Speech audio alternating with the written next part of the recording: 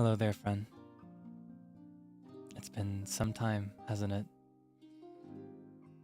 Merely a few days. Of course, merely 2, I believe. But I find that after spending nearly every day together, even such a short passage of time feels... well, it feels as years to me. Haha, just kidding. We're not we're not gonna be maintaining his kayfabe for this one. We're not gonna be doing that the whole time. JK. It's just a costume. I'm just wearing a costume. Oh my goodness. It really has felt a lot longer though, hasn't it? It felt like a lot longer than it actually was. Because we were doing this like 10 plus hours every single day for a week and a half to 2 weeks. I missed only one of those days for By the Beat's half anniversary. So like taking a day or 2 off, it feels like it's been a billion years. You know what I mean? Oh my goodness. I straight up, I need you to have a very vivid and accurate mental picture of what I looked like figuring out my schedule for the rest of this week. When I was figuring everything out for the rest of the week, I need you to imagine that I'm sitting there staring at my calendar, like drool is running down my slack-jawed face. There's not a single thought firing in my mind. None of my neurons are firing. No thoughts being formed. I struggled so much to figure out what I wanted to do this week that was not vcraft enchanted.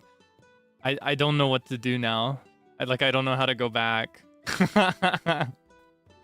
I'm about to become a Minecraft content creator. That's what I told my manager. I was like, yeah, no, I think I'm just gonna be a Minecraft content creator now. I hope that's okay.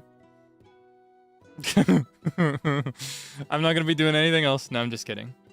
We'll be going back to normal.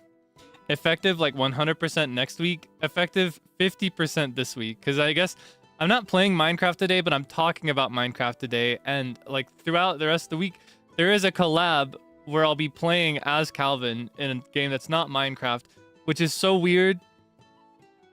But that means I haven't fully moved on this week as I thought I would. Oopsie, that's awkward. I don't know. I just can't help it. But how have you been? What is good in your world? What is what have I missed? Tell me everything. What are you up to? What have you done the last day or 2 that I haven't heard about yet? What are you cooking up? Took an exam? Congratulations, I hope you did well. Thinking about vcraft? Well, I haven't been thinking about vcraft. I mean, look at me. Do I look like somebody that has had a single thought of vcraft after it ended? I mean, like yeah, it was fun while it lasted, but now it's over. So why would I continue thinking about it days later? Like, look at me. There's not a single there's not a single thought of vcraft left in my mind. So I think you need to move on, okay? I think you need to stop living in the past. It's over, okay? I need you to I need you to move on, okay? It's been long enough. Pack it up and move on. They're all playing Madtown now. Go watch that. Like,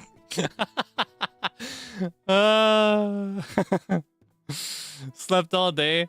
Me too. My sleep is all over the place. I'm waking up in the morning, but then I just want to nap again in the middle of the day. And then today I exercised for the first time in 2 weeks because I was not exercising the way I normally would. During vcraft, I would stream 10 hours and then I would spend the rest of my day at my desk or in bed. And I would stretch each morning and night whenever I got out of or got into bed, but that's not the same. And I completely forgot how, like, if you go long enough without exercising, your body has to readjust in baby steps. I just went back to my usual flow and amount, and I'm totally wrecked. Like, just sitting up in my chair right now is so hard. My body hurts so much in so many places. I'm struggling out here. I need you to know. I'm gonna make it your problem now. Yeah, I am so sore. My thighs especially. Oh my god. Ouch. Ouchie, ouchie, ouchie. But then I'll be normal. I'm not normal yet. It's not that I'm normal right now. It'll be then I'm normal in about like 2 days. Maybe less if I'm lucky. Yeah. That's what I've been up to today. I also got my cheesecake. Oh my gosh. I have like on stream flirted with the idea of getting celebratory why did I say it that way? Celebratory cheesecakes multiple times, like 3 times now since debut, I think. But then I don't go through with it. I always am like, I'll just get one for my birthday later this year. My birthday still hasn't come yet. That's in a month now. About a month from today. A little over a month from today. You could say I'm getting one early, but I wanted to get a cheesecake to celebrate vcraft because I don't know, that was the hardest I've streamed probably ever. Like since debut. Entire career. I don't think I've ever streamed that hard before, so I got some cheesecake to celebrate. I got it this afternoon. I have already eaten 4 slices. There are, well, I don't actually know how many slices are in this cheesecake. Is it 12 slices? I shrug. Somewhere between 6 and 8 slices remaining, just based on the way it looks in my head. Yeah. Wait, I think it's a 10 slice cheesecake. Because I think it's 5 flavors. Hold on. It's 2 slices of each flavor. I can do some basic math because I remember the flavors.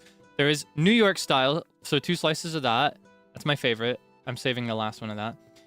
There is the chocolate one with the nuts and stuff on it. There's the other chocolate one that just has a layer of like the dark chocolate cheesecake on top. There is the one with the regular crumbs, but a chocolate swirl inside.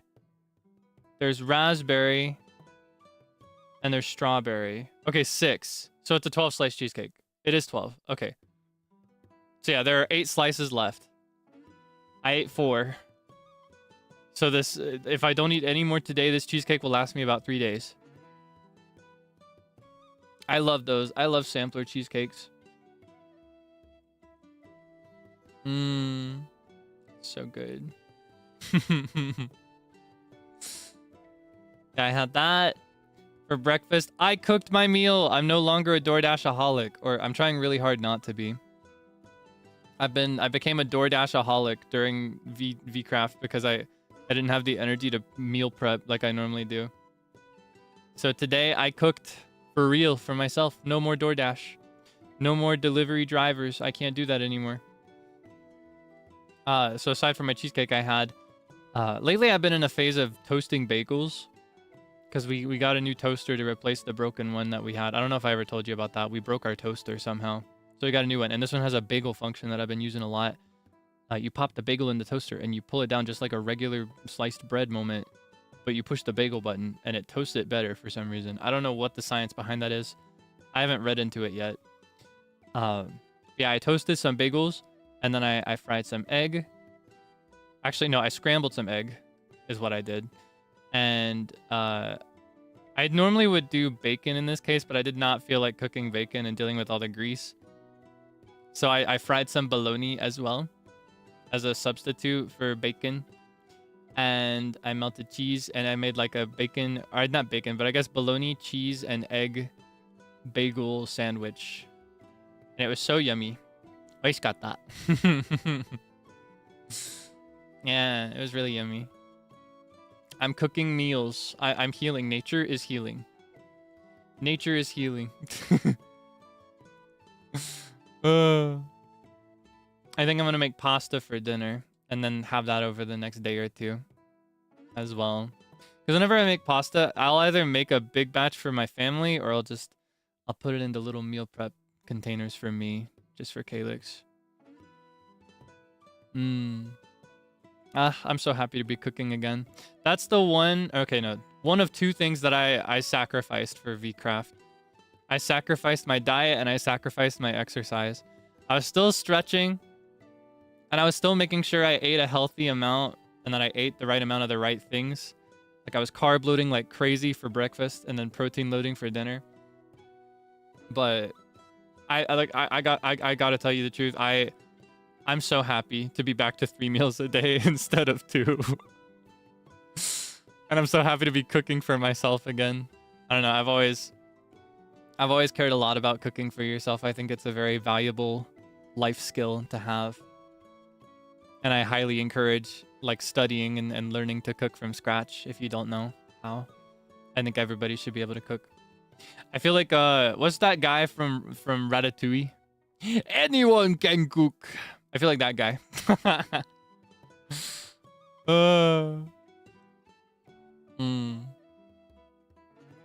Yeah, I suppose we should be talking about vcraft, however. We should probably be talking about vcraft. Other than the fact that it's like wrecked my life. I don't even know where to start though. That's the hard thing. There's so much that happened. And there are so many like thoughts that I had throughout the process. And so many little things that influenced my decisions. Or I guess Calvin's decisions. I don't even know where to start with him. From the beginning? I guess so. But what do you consider the beginning? Should we start from like the beninging, like day 1 in the game? Or are you thinking more like day 0? Like with his prologue that we wrote together?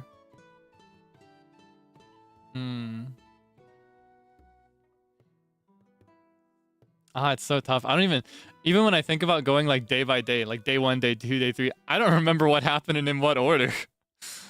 I have like a relative order in my mind. It was a flash. Day 0, okay. So we start before he's born. We start before he's born. There's this little girl named Meline. We begin with a little girl named Meline in another world entirely, very far removed from vcraft Enchanted's world. She's born to a low-income family, pair of parents that are just barely getting by, and they are not like they live in a very small village that is just barely making it through fishing and minimal agriculture. And that's how they're like getting by. Their trade resources are minimal. Their support from the local capital is also minimal because they're very remote. They're very far on the outskirts of the kingdom's border. Very poor village, very poor family. And she's not gonna lie, she really wants more for everybody and for herself. She's struggled a lot as a result of this card that she's drawn, this hand that she's been dealt. And she gets really frustrated with that as she like reaches her, I'd say like tweens to teens. When she reaches that age, she's like, we deserve better than this, and this is wrong. She's a very precocious kid. Very, very precocious kid. Like very quick to learn compared to some of the adults in her life.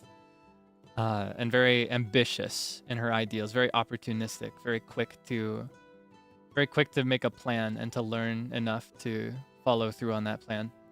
So she starts studying everything she can. She sets out, leaves home to learn what she can. And she brings back with her tons of precious knowledge. She learns things about science and trade and architecture, even small things that could improve their conditions so that her family and her friends can live in better comfort. She wants everyone to be happier, more content, more fulfilled in their lives. And eventually she starts learning magic as well. She starts learning magic to improve their lives. By this point, she's in her mid to late teens that she starts studying magic. And, you know, in this world, magic is practiced. The magic system is completely different from the glyph system in Enchanted. The magic system is very different. It's based more on incantations and invocations. But she starts studying what she can of magic so that she can improve the lives of people even more. Because having at least a couple mages in a town, she's found, is very, very important and very, very useful. Now, magic is limited. You cannot do very much, but you can still do just a little bit more than somebody who has no understanding of magic whatsoever. To them, magic is kind of like practicing medicine. or like early alchemy. You know what I mean? But there is such a thing as what they call witchcraft. And this is a school of magic that is very different and is very frowned upon. But in order to be truly powerful, one must become a witch rather than a caster. And in order to become a witch, well, you know, that means transcending human limitations. To be a witch, you have to be stronger than a human. You have to have power beyond what a human can handle. And so, to reach that level, to reach that form of power, you have to form a contract with a monster. You have to trade something for that power. And in truth, any monster worth negotiating with, they are very, very good bargainers. Like, they're very sneaky, very tricksy in the way that they'll make deals and the prices that they'll ask for. You know what I mean? And in her time in trying to become more powerful so that she can do more, because, you know, by this point, she has already by far vastly improved the lives of her hometown. She's improved the lives of people in surrounding towns. She is becoming a beloved figure within her kingdom, spoken of even in neighboring kingdoms for her positive impact and for her knowledge, seen as like an authority figure to be relied on, right? Beloved, beloved woman. But she wants more. She wants to go further, and she's gone as far as she can as a human, even in her youth. Because, you know, by this point, she's teen young adult. Teen young adult. She's not a wrinkly old woman who studied magic her whole life, but she's still gotten very, very far. And she feels that this is the farthest she can go with what she has. So she makes 3 deals. She makes 3 deals over the course of a few years. Maybe even over the course of a single year. This is where I get a little bit less specific. What matters is that she has made 3 deals with 3 different monsters. Her first contract was with a monster called the All-Knowing Whisper of the Ancient Wood. It's deep in this forest that is older than time itself, as far as the people of the kingdoms know. This monster asks for a substantial amount of blood, and I will say that when making deals with monsters, the reason that witches are so taboo, the reason witchcraft is a hated practice in this world, is that whenever a monster asks for a sacrifice, most witches will sacrifice something that does not belong to them. So to a monster that wants blood, they will bring sacrifices that are not of their own. You know, they'll bring kidnapped individuals, they'll bring animals, they'll bring things like that. But when negotiating with a monster in this world, the power you receive is exponentially stronger if you sacrifice something of value to you. For example, if you sacrifice a part of your own body, or if you sacrifice something that you love very dearly. So this monster in the forest, it wants a lot of blood, and most people that make deals with this monster will either bring a sacrifice or will fail in an attempt to give their own blood. Through a technique that she's mastered, she manages to offer her own blood and come out of this deal alive. And in exchange for it, she receives arcane knowledge on the origin of all life. She learns about the origin of humanity, the origin of monsters. She learns things that are beyond human understanding at this point. And this was her least consequential of the 3 contracts that she formed in her time, but this was mostly an experiment. She wanted to see just, you know, how scary is it really to form a contract with a monster? How consequential is this? Can I walk out of this and be okay and keep going? You know what I mean? This is a test. And this contract, like I said, kills most or doesn't offer much to those that sacrifice something safe. Her second contract, emboldened by the first one, was with a second monster called the Undying Shadow of the Bludgeoned Ocean. In exchange for every dream and every nightmare that she would ever have for the rest of her life, which she was very willing to give up. You know, she feels that she's more concerned with the waking world. She's more concerned with the real world. She doesn't care about dreams. In exchange for all of her dreams, she received magical potential and power beyond basic ability for humans, basic understanding. This is like the big buff. This gives her bigger reserves of mana, stronger scales of spells that she can cast. This was a big deal. It was a big deal. But she was very willing to make this deal for the power that she'd receive, because she thought that, you know, it would be more important that she gives up her dreams so that others can sleep soundly. So she's not known restful sleep ever since. Her slumber has been empty, and honestly, there is a strong chance that she just doesn't need to sleep in the first place. Maybe she's just imitating it to have some sense of normalcy. Some extant sense of normalcy.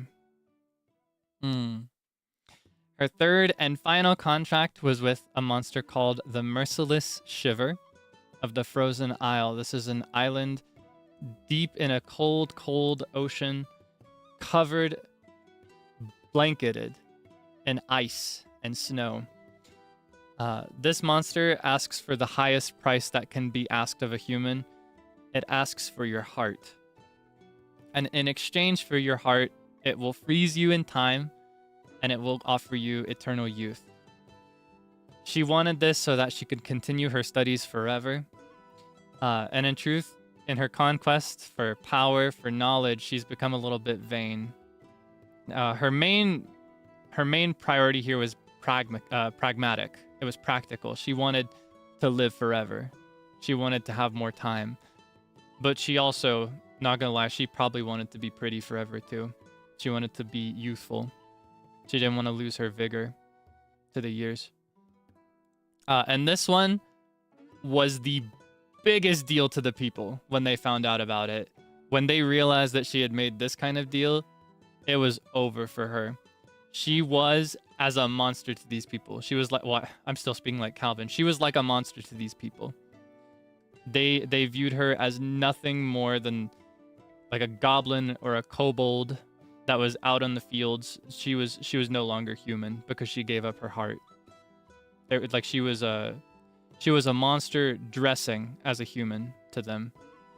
And this made her, you know, top 10 most wanted list. They wanted to kidnap her. They wanted to take her down. It was a witch hunt of, honestly, at the time, peerless proportions. There was nobody that had quite reached her level.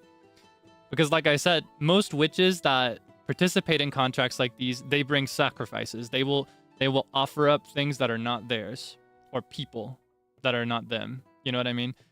Meline was very different. She was opportunistic, and she cared more about having a big result. So she was willing to offer things of her own. So she was very strong. She was very strong.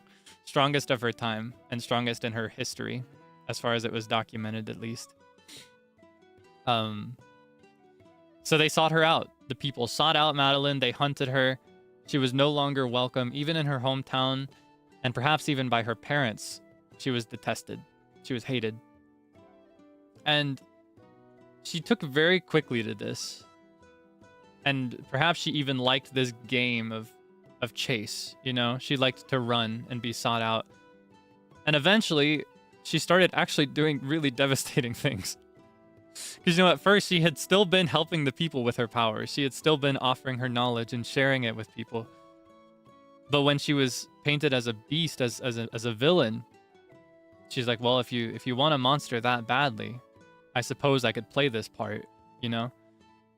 So she starts doing terrible things. She starts devastating people, devastating villages, destroying homes, leveling forests, using her magic for very bad things. She truly does become a monster. But again, this was never her first priority. This was never a goal of hers. This was a reaction to the way she was discarded. After everything she had done, you know, after all of her efforts to improve the living conditions for her people, they threw her aside because of something as silly as a deal that she had made from her perspective. I will not confirm whether or not whether her humanity was lost with her heart. I will leave that for you to speculate. When it comes to describing Meline, just when it comes to leaning into the purpose of her existence in the story, I will never describe her feelings or her thoughts as she had them. I will describe them in the way that they would be described by those that knew her or knew of her, if that makes sense. So right now, as I describe her, I'm describing her the way that the people of her home country described her. You know what I mean? So I will not say that, you know, when she lost her heart, she's no longer human. She's incapable of feeling. She's incapable of emotions. Or, you know, it's literally just an organ and everything's the same, but she gave up her organ in her chest. I won't say either. It is up to you to think about that and just form whatever opinion you'd like to. But I will say that it is one of the greatest taboos in her country and in her world. And she was not in anybody's good graces for that. They threw her aside really, really quick. They dropped her like a hot rock. And she was not happy about this. But eventually, after many years of you know, causing havoc and just running around, never being caught successfully because she was just strong enough to get out every single time, she decided to settle down and actually have a place to live, because she had just been hopping from place to place that whole time.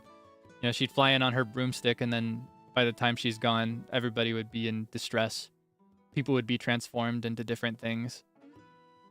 I feel like she'd fall into a very classic witch type cliche of turning people into frogs, maybe. But yeah, so she finds this forest. Maybe it's even the forest that she made her first contract in. I can't say for certain, but she finds this forest.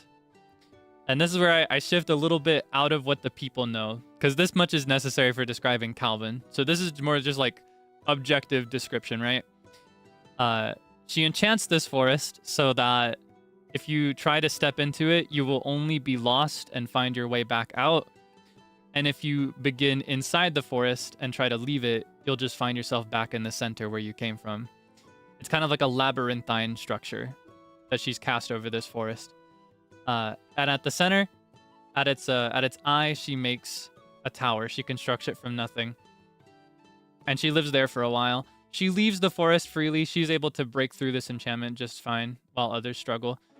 And she'll go research certain things. She'll go seek out different monsters for their parts, different reagents in the furthest reaches of the world.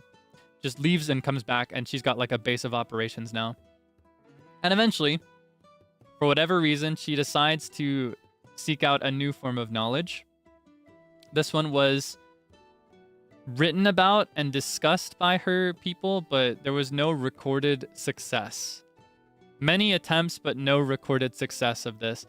And this was spontaneous genesis of a human being. That is like the ability to create a human from nothing. She wanted to... Well, I won't say what she wanted to do. But I will say that this is something she had read about. I guess she wanted to see if it was possible. Maybe she had some other motive. But she sought out spontaneous human genesis. She wanted to create a human from nothing, without pregnancy, without like a natural form of conception. And so, using some of her blood and various other reagents from, like I said, various monsters, different things she's collected throughout the forests of the world, just different things from all kinds of places in her travels, and just a very perfected form of alchemy and magic, she manages to create a human infant in a cauldron. And this was Calvin. This is how Calvin came to exist. Again, I will not clarify her motive. It could be that she just wanted to see if it was done. You know, she was very eruditious, if you're familiar with this word. She was an erudite, which is like, in a lot of cases, she studied things purely for the sake of studying it, rather than for the sake of applying it to something useful, just to know if it's possible. You know what I mean? But yeah, she could have had that motive in mind. It could have been that she was lonely, living in that tower by herself. It could have been that she just wanted an assistant to do her chores or like help her with certain things. It's hard to say. Mewtwo, yeah, kind of, actually, yeah. Artificial Pokemon kind of moment. You can just kind of imagine him floating in the little test tube, but not really. But yeah, that's how Calvin was made. He was made using alchemy and magic in a cauldron. And mind you, while he is made artificially, biologically speaking, he is 100% human. There is nothing inhuman or unnatural about him, except for the fact that he does not have a belly button. That is his only physical difference of any kind. Because, you know, he was never in the womb. He was never that kind of like a fetus or an embryo. He was not made that way, so he did not have an umbilical cord, which means it was never cut, which means he never got a belly button. So his belly's just smooth. Yeah, very Kyle XY, if you're familiar with that.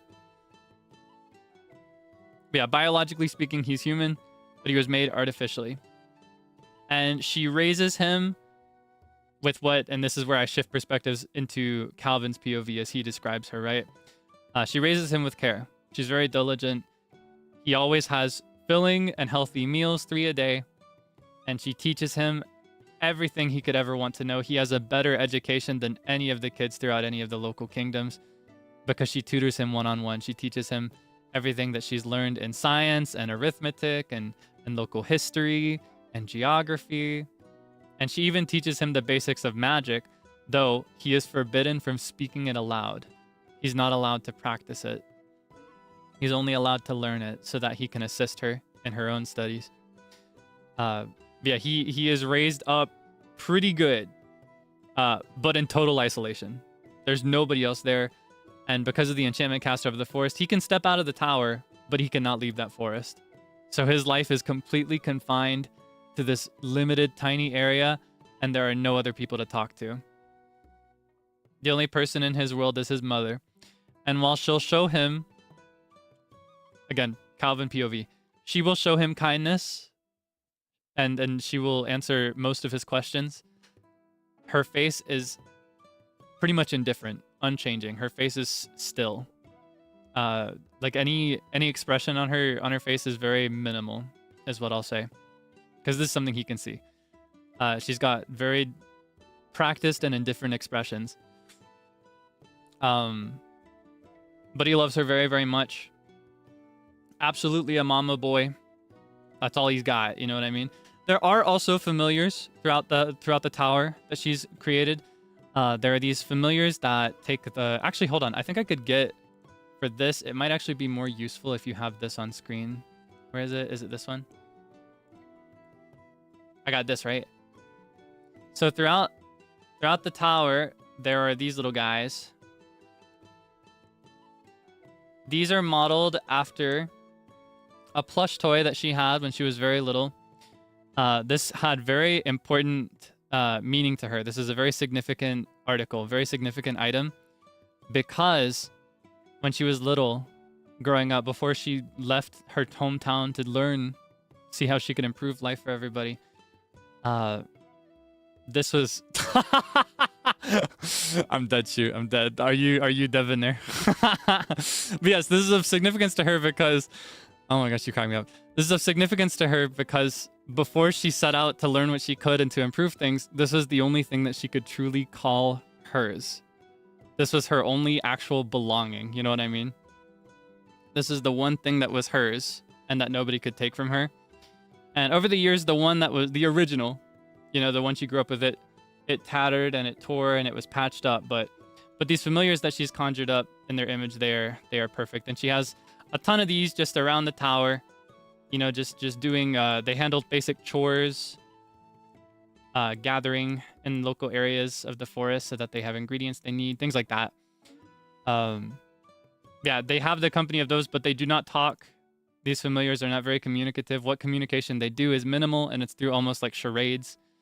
So it's not quite the enrichment that Calvin really needed. This is one of the only, and honestly, a humongous area of neglect for him, in that he is super minimally socialized. And this is this results in a lot of his weaknesses when we get into talking about it, like the Enchanted campaign. He is super minimally socialized. He has only spoken to his mother, and his mother is perhaps not the best example to follow. There's a lot that he ends up being able to do naturally just because, you know, when it comes to social awareness, I believe that it's a mix of nurture and nature, not one or the other. I.e., there are some things that you either just have naturally or you don't have it. And then there are other things that you have to be taught. You have to learn it through experience and through practice. You know what I mean? You have to learn it by, for example, going to public school and interacting with a bunch of kids your age over the course of several years. You know what I mean? So he has like the nature, but the nurture is a bit off. So there are going to be certain things that he does not pick up on and certain mistakes that he makes without realizing that, you know, for example, maybe this is going to hurt somebody if he makes a decision like this, or maybe somebody would not actually like it if he invited himself to do this thing. You know what I mean? Just certain forms of social norms that he is unfamiliar with as a result. But yes, as I said, she answers most of his questions, and that most has a capital M and a little asterisk next to it. Over the years, there is a number of questions that she will not answer, no matter how many times he asks. For example, when he's really little, you know, the classic experience of being a little kid and you have a nightmare, so you go to your parents or your guardian, your grandparent, whoever you live with as a little kid, and you sleep in their bed because you're scared. Any night he would do this, he would notice that her skin was ice cold. And, you know, if he laid his head in her chest, he would notice that she did not have an audible heartbeat. So he would wonder about this. Or, you know, when he's a late teen, a lot of time has passed. He may notice that while he's growing and changing drastically, she is a portrait of the day he met her. You know what I mean? She has not changed at all. She's frozen in time. So maybe he'll ask about that. Or there are some bigger questions. You know, he learns about history. He learns about all these societies, the local kingdoms even, learns about their economies, their trade relations, even like intricacies like trade relations, right? He learns these things, but he can't see any of these people. So when he asks questions like, are there any people out there still? Or why can't I leave and go see these people? She might not answer questions like these. She doesn't take very kindly to questions like these. Questions like these get ignored. And eventually, he might ask a question like, why did you bring me into this world? You know, why did you make me? Why do I exist? What purpose do I serve here? Why am I here? Really existential stuff. And by this point, this is like 2 decades post-birth. He's like early 20s at this point, asking a question like this. And when he asks this question, it erupts in a big argument. Humongous argument. They have a tremendous fight back and forth about how, you know, she's doing her best, but she's causing him a lot of harm. He cannot stay here. He's desperate to see something more. He hates her. Is like the word he's using, words like these, fighting words that you'll throw out in an argument with your parents when you're young, you know? He hates you. I hate you. Why would you do this? Just let me go. I don't want to come back here. I don't want to see you ever again. And you know, she's very happy to oblige. She flies away on her broomstick, and she does not come back. When I described this lore on the first day, I described it as the door sealing behind her. But, you know, you're free to interpret that Calvin's still free to roam the forest and stuff. But he's got no way out. He's got no way out of this forest for certain. Maybe he's got no way out of the tower itself. But yes, he's left alone. She's gone. And she does not come back. And he waits for her to come back for a full year. Over this time, he's just, you know, idling his time away, messing around. He's frustrated. He's lonely. But he still holds out hope that she'll come back. He's rehearsed his apology about 700 times. And then after a full year of waiting, he hears a knock on the door. There's a knock. And he opens it, but on the other side, he finds a familiar of hers, much like the ones that lived in the tower with him, that kept him company all this time. And it holds this little prismatic diamond type shape. Kind of like a... You know the diamond gem structure of like the plumb bob from The Sims? Like that kind of diamond. And an iridescent rainbow but light pink color. And it holds it up. And her voice comes from the diamond itself, from the gem that it's carrying. And it tells him in her voice that she has fallen in battle. She entered battle and she lost. And this foe was so strong it managed to siphon away all of her magic power, potentially to an extent that she could not recover it. And at the conclusion of this, she was banished and sent away to another world entirely. She was sent through a portal gate to another world, another dimension even. And she may not be able to come back. And she tells him to step through the gate before him and learn what it means to be human. With that, the crystal shatters and a gate opens in front of the door. He suits up really quick and he leaves the tower. He steps through the gate. And then he finds himself surrounded by chattering people. People that are just as confused as he is, don't know what they're doing and where they're going. And they just, you know, they walk forward through the forest and try to find a place to settle so that they can make sense of things. And that's day one. That's the beginning of day one. Are there any questions about the prologue? Any questions about the prologue? Because that's pretty much it. Yeah, then he fell into a hole. Twice.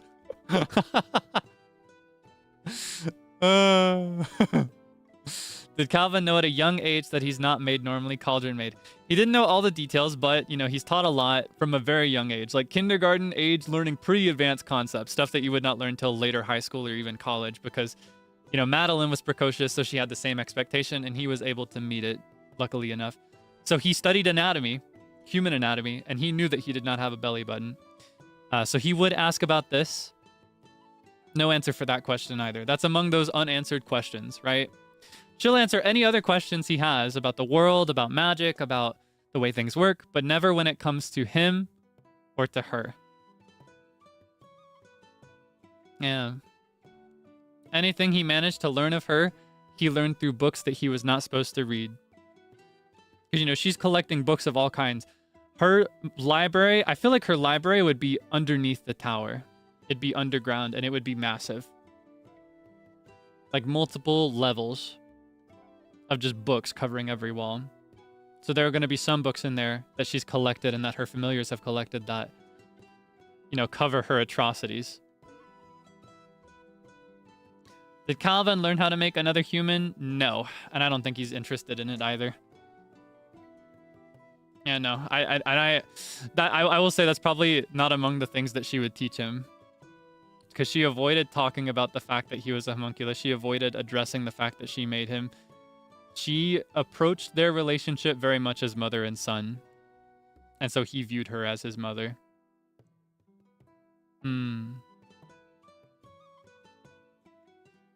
Let's see. Thinking emoji.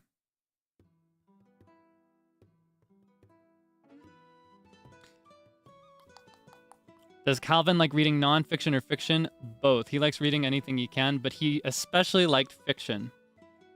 He especially liked fiction because when reading fiction, he felt that he could travel beyond the reaches of the forest and beyond the reaches of his tower. He was able to see new things, learn about new people, see new worlds. You know what I mean?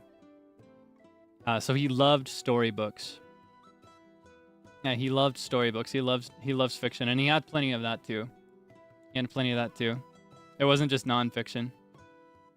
And, you know, that was probably part of her curriculum for him too, was to read fiction books and to analyze them so that he could form critical thinking skills, because that's an important part of learning to think for yourself, is to read fiction. There was a moment where Vitruvius called Calvin a homunculus, and Calvin asked, "What did you just call me?" I wanted to address that at some point. I never followed up on that with him. By the time I wanted to, I ended up just confessing it outright. My thought with that is that Vitruvius II is just very magically inclined, and he may have been able to intuit that, you know? But it's also possible that that was Vox the player not realizing that I was keeping that secret from the other players. Did Calvin have dreams? Yes, he did. Yes, he did. He had many dreams, and he loved his dreams. He has vivid dreams, too. That was similar to like his love of fiction. He loved to dream, and he loved to daydream. He loved to imagine distant worlds, distant experiences, things that he had not seen before.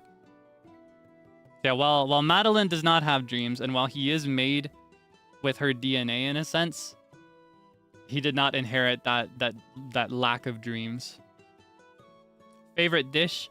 I never thought about that. let's say cheesecake, because that's my favorite. I love cheesecake.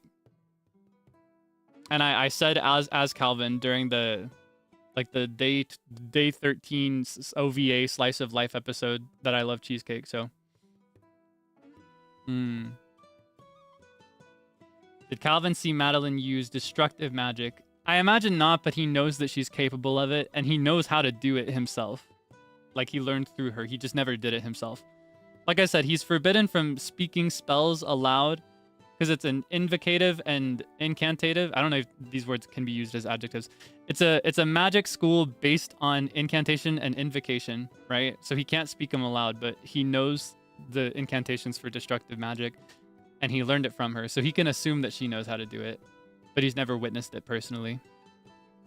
Much of what he saw of her, and this is part of the reason he really resented the people for villainizing her, is that he never saw that side of her. He never saw the Meline that was leveling villages, razing them to the ground, and, you know, burning forests down and harming people, terrorizing people, practicing terror. He never saw that. He saw the picture of Meline that was doting and caring and protective, you know? The worst that he ever saw of her was that she would never let him leave. And even then, he could rationalize that the world outside was dangerous and she just didn't want him to get hurt.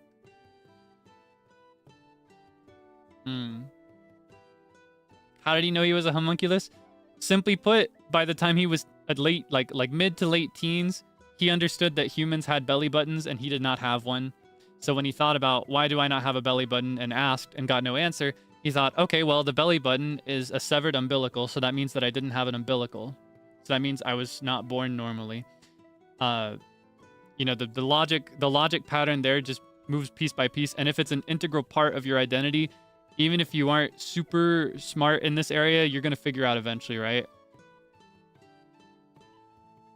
He's actually very, I tried my best to present this however I could, but he was very insecure about his humanity as a result.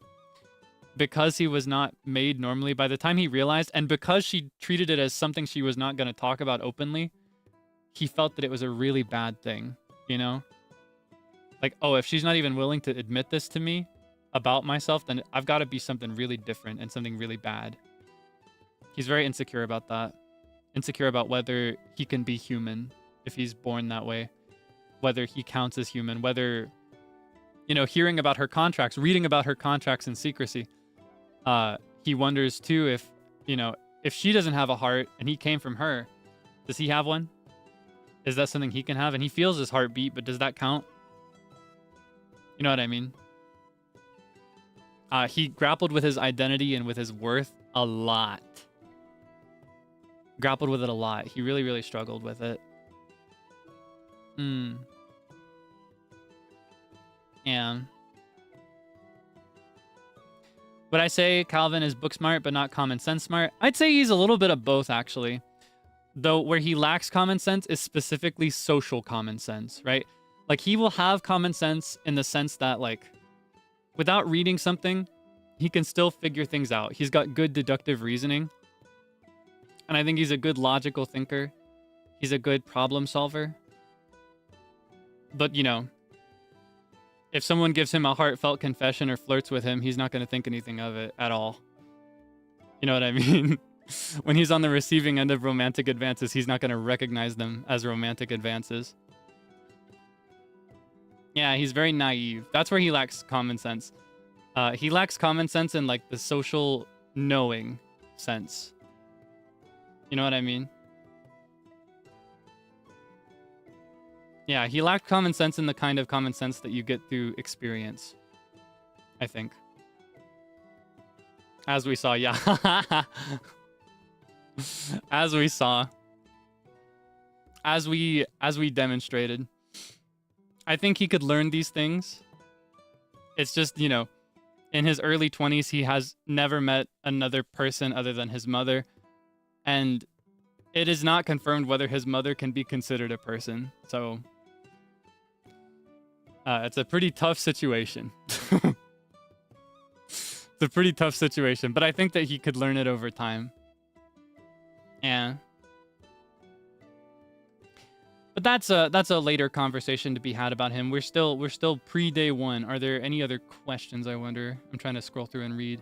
I normally would do a Q&A for this, but I've decided that I'm just gonna do it this way this time around. I don't feel like opening and closing Q&A over and over again today.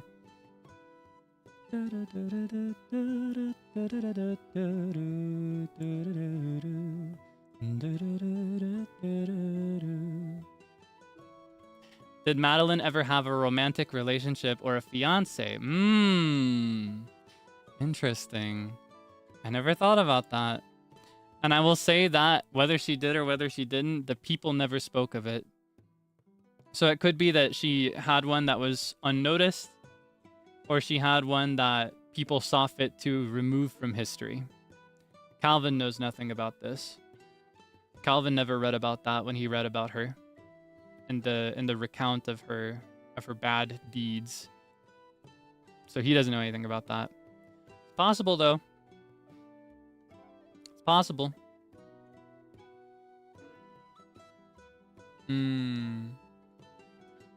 How in touch was he with emotions? Very reserved. Or is he used to behaving like that because of her rules, lack of need to express them? I think he was shy because, you know, these are the very first people he's ever met, and these are the very first friends that he's made. I think he is in touch with his emotions in some ways, but he struggles to describe them and understand them sometimes. Because he's learning a lot of these essential life lessons about emotions and about people way too late. Like in his early 20s, he's learning lessons that you're supposed to get down pat by the time you're 7 or 8. You know what I mean? It's a pretty tough situation. He's learning these lessons way too quickly and way too late.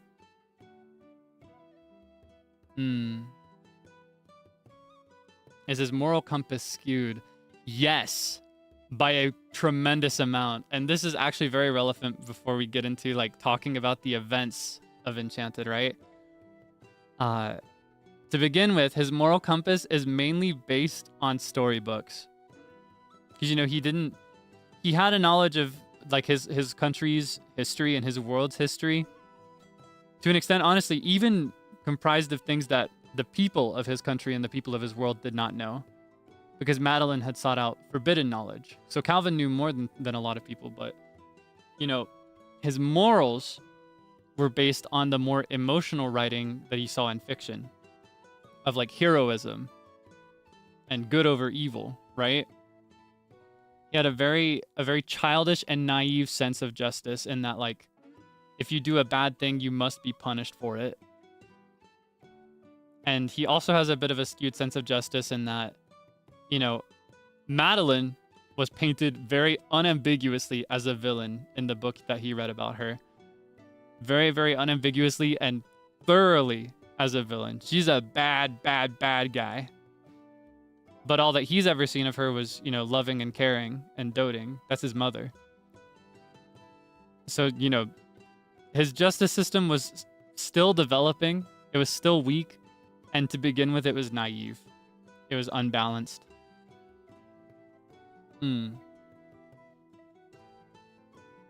Yeah, very, very, very important piece of his character actually to discuss and to break apart there, right?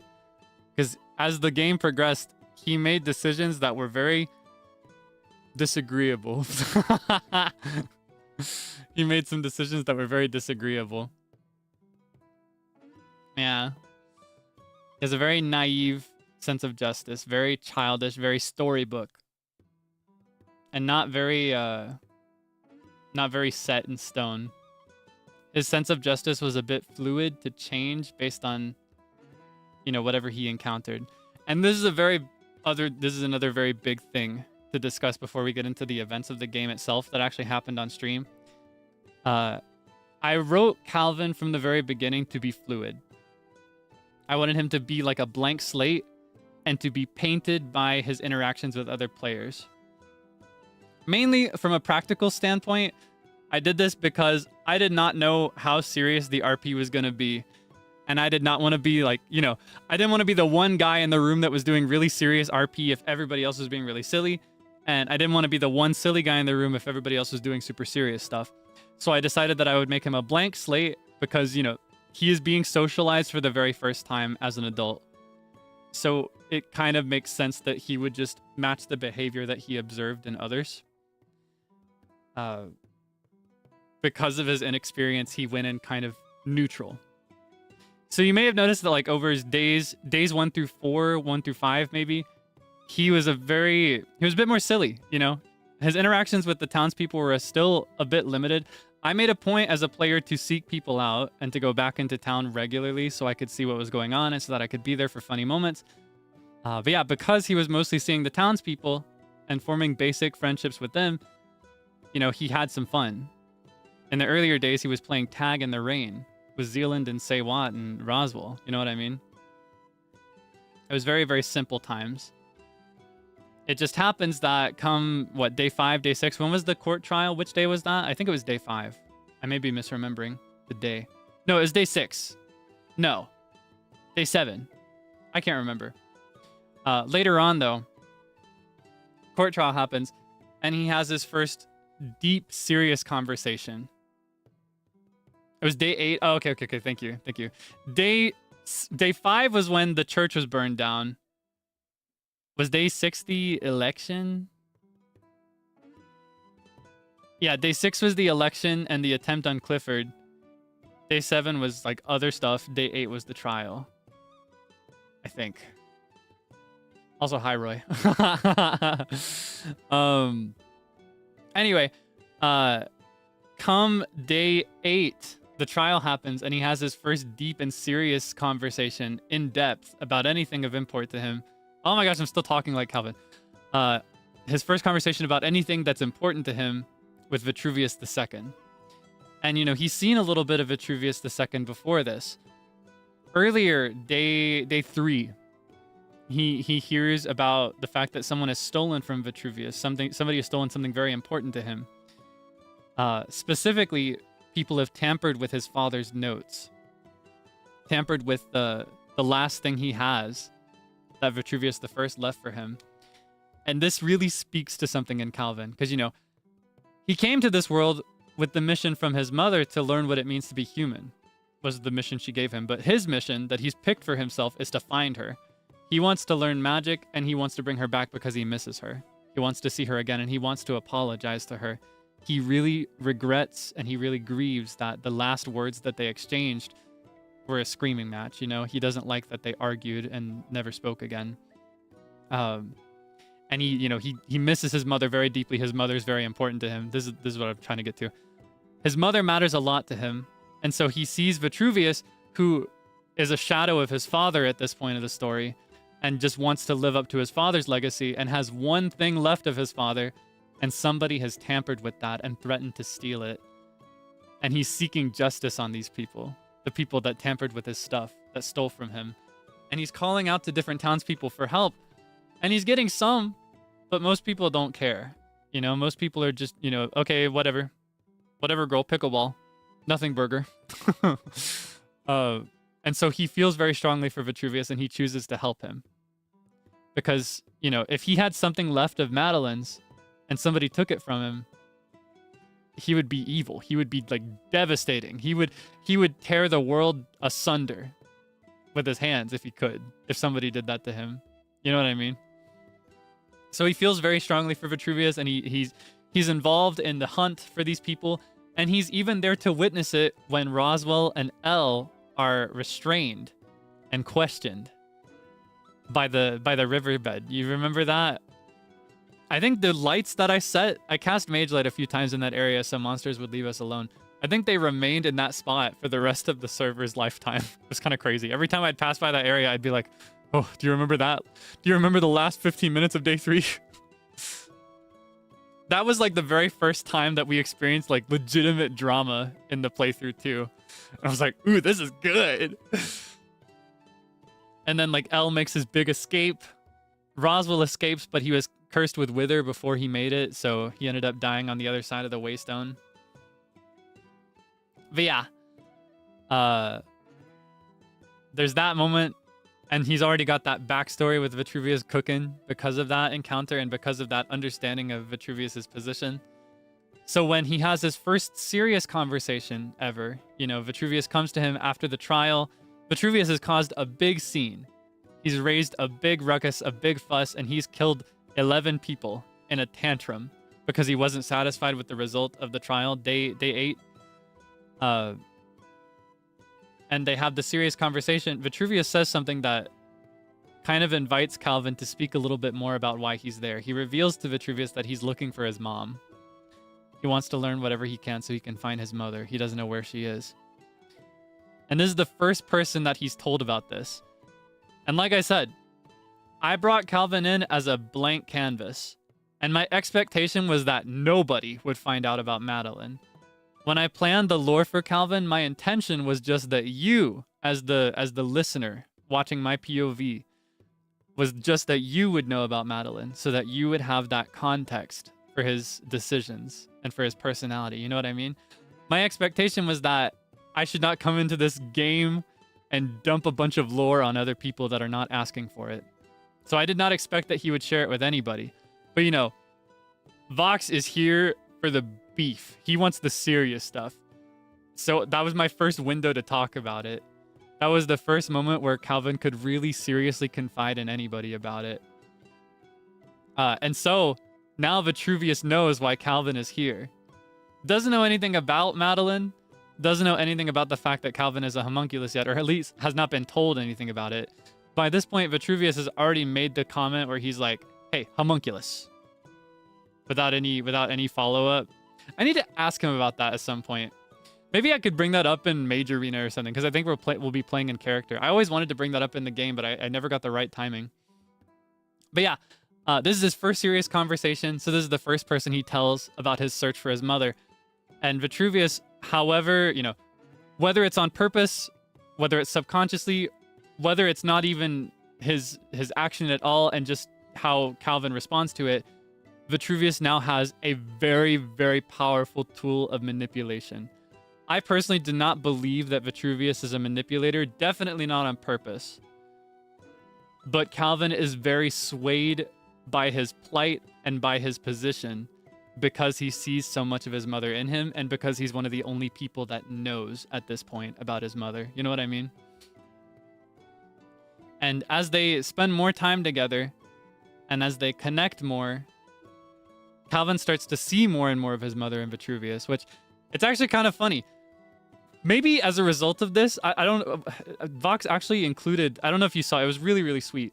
In character, he did a stream as Vitruvius II where he wrote letters to a bunch of the other townspeople.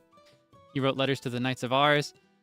And in his letter to Calvin, he mentioned that they're just a couple years apart in age. You know, Calvin's in his early 20s. I think Vitruvius II is very clearly in his early 20s as well. They are very, very close in age, which, you know, as a player, as a real person, it's a very weird relationship for them to have, right? Of an almost father and son dynamic, despite being so close in age. Despite being so close in age, it's like a father-son dynamic. But for Calvin, that makes perfect sense. You know what I mean? Because his mother is like an early 20-year-old locked in time forever. She's like a 300-year-old walking around in an early 20-year-old's body. So to him, it makes perfect sense. There's nothing wrong about that for him. And he sees a lot of his mother in Vitruvius. You know, this very young-looking person who is wise beyond his years, very knowledgeable in magic. And in Vitruvius, he also sees himself. He also sees Calvin in Vitruvius because, you know, Vitruvius II just wants to live up to the legacy of Vitruvius I, and he wants to be stronger than him. He is haunted by a shadow of his father. And while Calvin is a little different in his motivations, he too is haunted by a shadow of Meline, you know? There is a very strong chance that Meline is gone forever. That, you know, even if he does find her, he's just going to find a skeleton on the other side, maybe. You know, he may never find her. He may never find anything. He may look for his entire life and find nothing. But he can't accept that. And while he is in this position where, you know, he's in this position where he could stand to learn everything he wants about people and about the fact that he's a person and he's got all these friends to make. The townspeople are nice. They're nice people. He's not going to care about any of that because he's haunted by his mother. He wants to see her again. He wants to apologize to her. He wants to just live with her again. even as desperate as he was to leave the tower and to leave the forest, you know, he misses what they had. And so they're both, you know, they're both these men that are haunted by their parents, haunted by their family, haunted by legacy. And I just gotta say, it fits like a glove. And it was the funniest coincidence in the world, and I'm so happy that it happened. Because, you know, I did not know anything about what any other players were planning when I wrote Calvin. I planned him in a vacuum, and again, I did not plan for that part of him to interact with any other players from the beginning. It just happened. Yeah. And so when Vitruvius offers to work together, Calvin's like, absolutely, you're the first person that I really feel like I know, and also, you're really good at magic, so if I help you enough, you can teach me so that I can find my mommy. That's why he allies to Vitruvius. In the beginning, honestly, it's a lot more about the latter. He was very, you know, because he's minimally socialized, he may be struggling a bit in the, not empathy. I think Calvin is a very empathetic person. Like, naturally speaking, he's got the empathy. What he lacks a little bit is compassion. Because, you know, I think that empathy is a talent. You know, empathy is something you're born with. Compassion is something you practice. Compassion is a choice. So while he is an empathetic person and he feels for the townspeople, for example, he does not want to hurt them because he loves them. These are his first friends. He's still going to make a very selfish decision and betray them for his own benefit. So yeah, initially, he allies to Vitruvius in hopes of learning what magic he can. He's like, okay, this guy can teach me what I need. He already seems to have a very firm grasp of this world's magic. I'm really struggling to learn because it's different than what my mom taught me. I can learn from this guy. And then the more they interact, the more of himself he sees in Vitruvius and the more of Meline he sees in Vitruvius. Different types of empathy too. Yeah, cognitive and affective. Cognitive empathy, for those that do not know, is when you can recognize the feelings of other people when they're not described in words, like knowing that someone is happy when they're happy, knowing that someone is sad when they're sad. Affective empathy is the more traditional, like cliche description of empathy, where it's like you feel what somebody is feeling. You feel their sadness, you feel their happiness, etc. I think on the affective empathy department, he's super equipped. Cognitive empathy, he may struggle a little bit, but only in very specific contexts, you know? He can read when somebody is happy and sad, and he can feel that they're happy and sad, just as a matter of what he's born with, right? But when it comes to certain intentions, he may miss those, because I think that's where you get practice rather than talent. It's a skill.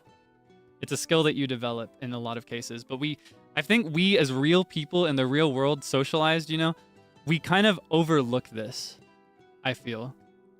Because we go through it without even thinking about it when we're young. That was a big part of what I wanted to explore with Calvin. I wanted to explore what might it look like if someone had never gone through that. If someone had to learn this stuff from scratch as an adult. What kind of decisions would they make? How would their connections with other people look and work? Yeah. I'm gonna have a sip of water.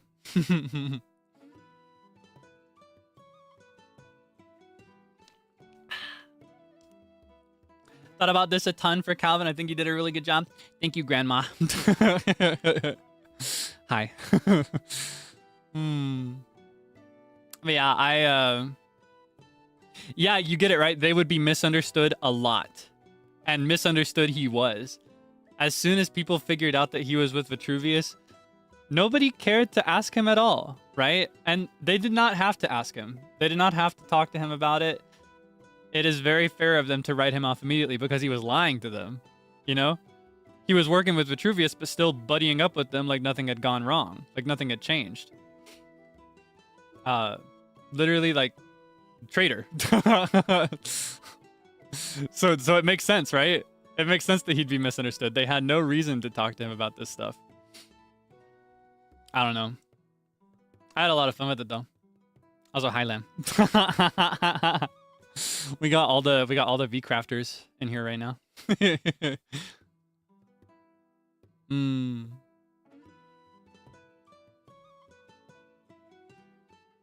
Right, but for the guy who helped others to turn, I would have thought to ask. I don't think so. I think it was very fair of them to not confront him about it and to just start avoiding him because, you know, while he did try to help others and while he was kind to them, he still took advantage of their kindness in return, you know? Like, even as he was learning spells to potentially use against these people, he was asking them for help, right? He was going to the people to say, like, hey, I can summon the Wilden Chimera. Can you guys fight it with me? Or would you guys fight the Wither with me so that I can upgrade my spellbook? Or do you guys have any of this material? I need this so that I can learn this glyph. Mind you, these are glyphs that he very realistically would use against them if conflict continued and worsened and soured. Thankfully, he never had to. Thankfully, he used it in their defense in the end, but yeah, I think it makes sense that they were weird around him. I will say, though, if I have one thing that I could change about the way the story progressed, I would have had them get mad at him. I would have had him be confronted. That's what I was waiting for. I wanted to be called out so bad. I was waiting. I've described this before already. I wanted them to call him out. I wanted him to be brought in front of a group of people and confronted about his actions. I wanted them to say, why would you do all this, you sicko? You betrayed us. You're a traitor to New Witchington. We hate you. And I wanted to crash out so bad, and I never got to, because instead of doing that, everybody just started quietly and awkwardly avoiding me. And then the others that weren't doing that just didn't know it happened at all. There were several people that never knew I was working with Vitruvius. I wanted it so bad. The closest thing I got to it was when Nabubu invited me to invited Calvin to the monastery. And in the middle of the monastery, in front of the sage at the time, who did not know and had even asked Calvin if he was with Vitruvius, to which he said no, was like, I just want to know why you would work with Vitruvius. That was my jaw dropped on the floor when she said that. Just throwing it out there, even for those that did not know yet. Oh my gosh. Can you give us an example of a crash out? There is one line that I've described before that I really wanted to throw out. I was desperate for someone to like corner him and be like, why would you work with Vitruvius? That man is a monster. You hear me, Calvin? He's a monster. And I really wanted to reply with, you never even met her, or like, you don't know her at all. To like really show how much he has conflated Vitruvius with his mother. I really, really badly wanted to do that. But the only situation where I was ever able to like potentially crash out, I feel, was when Luca was there in the monastery and started calling out disgusting. But it wasn't the right time for Calvin. He hadn't yet learned true anger. He had experienced minor annoyance and minor frustration over his youth with his mother and with various things around the tower, right? Like, everybody gets angry, but he's never had anything to be really angry about yet. So in that moment, he opens up for the very first time. He tells other people that he is a homunculus, and he tells other people about his mother in more detail for the very, very first time. This is a very vulnerable moment for him. He's never told anybody all this stuff. And the first thing he hears is disgusting. And granted, Zaddy was not calling Calvin disgusting. He was calling his betrayal disgusting. But what Calvin hears is, you are disgusting for being made this way. I don't care about the fact that you were born that way. We're all born, and you're disgusting. So all Calvin could feel in that moment was like this really deep sadness. He was like, I really am disgusting. I never should have tried talking to anybody. And over the following days, his insecurities when it came to being human, they were a lot heavier. And I tried my best to present them as heavier. You know, he was a lot more unconfident in speaking to people. He doubted his words a lot more often. He regretted his decisions a lot more. And when asked about things, he would even go out of his way to throw out things like, you know, there's no use and I never should have tried this. It was a bit of a spiral there for a few days. And the ones to pick him up were the Knights of Ars. Granted, there were very wholesome interactions with his neighbors. They helped him from going down in a very, very deep descent. You know, interactions with Minterva and with Malum. And then some brief interactions with other kind people in his life, like you know, the sage. Nabubu was still kind to him. Without those interactions, I feel like he would have been worse than Vitruvius. That's a very big part of the character too. If he did not have those conversations with his neighbors, especially, I think his wrath would have been too strong. I think he would have... I don't know that he would have surpassed Vitruvius in knowledge and power, but he would have been way more aggressive. he would have used his power more recklessly. He would have... I think to get into that, I have to get into the other thing, right? I mentioned before that he conflated Meline with Vitruvius in a lot of ways, right? He saw his mother in Vitruvius in a lot of ways. And as an extension of that, as time progressed, he saw the people that banished his mother and villainized her in the townspeople who villainized Vitruvius. He saw the same exact thing that he read about that he did not agree with. Because, you know, again, reading this book about his mother's atrocities, he's like, she's nothing like this. What are these people saying? These people are ridiculous. She did so much good for them. And then they kick her out. They talk about her like she's some animal. He loved his mother. And he came to love Vitruvius. So when people spoke poorly of him and when they prepared for this battle, like Vitruvius was just going to come in and raze everything to the ground without a warning, when he was actually... Well, he was prone to tantrums. He was not that reasonable. But, you know, he had reasonable requests and goals for the people, right? I don't know. He saw the same pattern there. And he started to resent the people. Not persons. You know, individuals were fine. He loved these people. He loved these individuals. They were his first friends, again.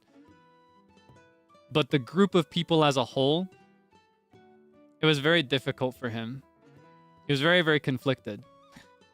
And he felt more and more like he could not really speak to these people anymore. So then, in the confrontation in the monastery with Nabubu and the sage and Vitruvius and Zaddy's interruption, when Nabubu says, you probably shouldn't come around town anymore, he takes that to heart. He's like, I cannot be seen around these people. I'm going to make people nervous. And I don't know if I want to be seen around these people. So he avoids them. He starts sneaking into town invisibly, trying to avoid the Echo Fork, going to things like the farmer's market undetected, still sneaking in for that photo bombing, and then and then hiding again. Yeah, it's a very weird thing. He was very, very conflicted. And if you ever felt that his decisions or his words were inconsistent, that's because he didn't fully know what he wanted and what he felt. He felt love for these people. He did not want them to hurt. But he also felt a deep need to avenge something. He felt the need to avenge Meline and to avenge Vitruvius. I guess to avenge Meline through Vitruvius. And that's why the interactions with his neighbors were very, very important. The conversations with Malum and Minterva. I think without those, he would have completely conflated the townspeople and had like this cognitive distortion where he saw them as the same as the kingdoms that banished his mother. He would have saw them as one and the same, and he would have sought punishment for them. Because again, unrealistic justice system. His sense of justice came from storybooks where bad guys were punished really badly. So if he begins to see them as the bad guys and begins to step away from this love that he has for them and this wish he has for them to not be hurt, he would hurt them bad. He would destroy their things. So yeah, in a lot of ways, even if they could not prevent him from walking the path of wickedness, they did prevent him, very importantly, from falling face first into the pit of wickedness, I guess you could say. Like he did not, rather than jumping deep into the hole, he just kind of dipped his legs in. And that's because of his neighbors.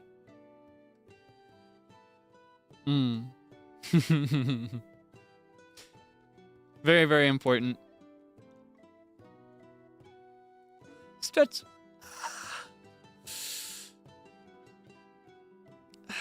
If he didn't ally with Vitruvius, is there anyone else he would have been adopted by instead?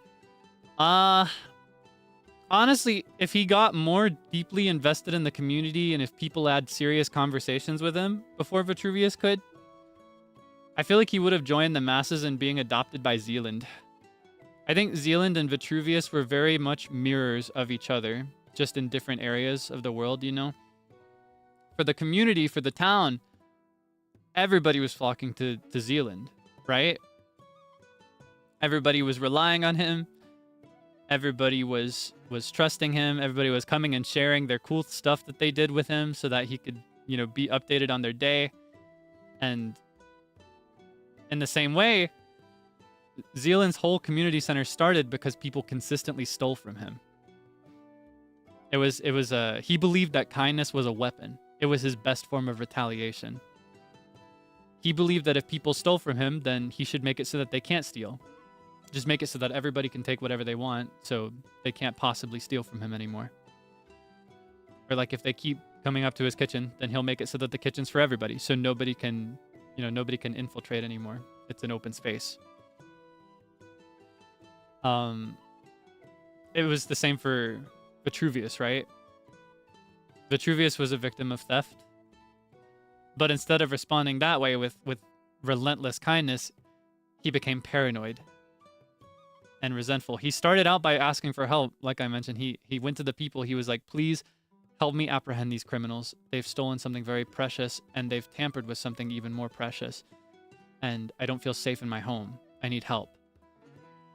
And they did not gaff. They did not give a freak. Nobody cared. There were a couple people, again, that helped him, including Leo.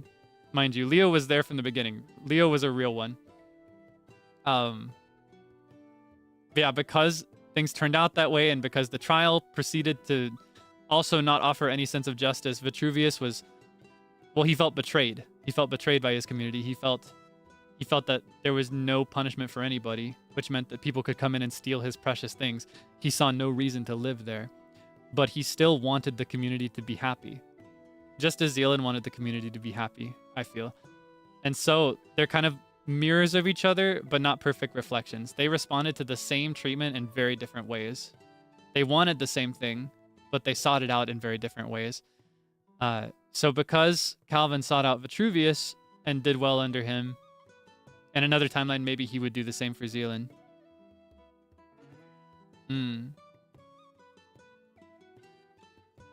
Yeah.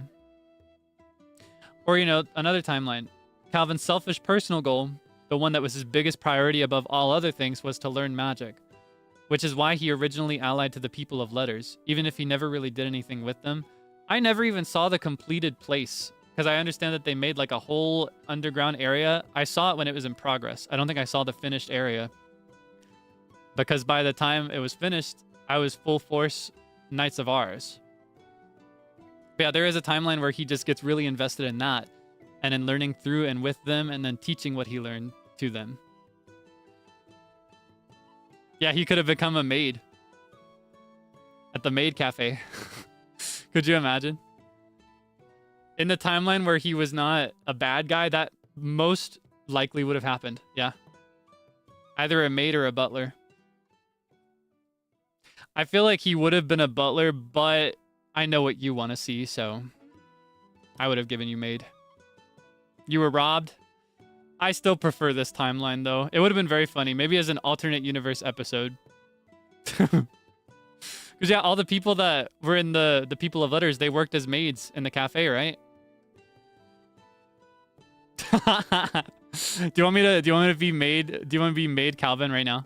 Give me a line or two. Give me a line or two. What kind of stuff did they say in the maid cafe? The only maid I ever saw was Albus. I saw him. I was his last customer before he left the server. Give me something to say.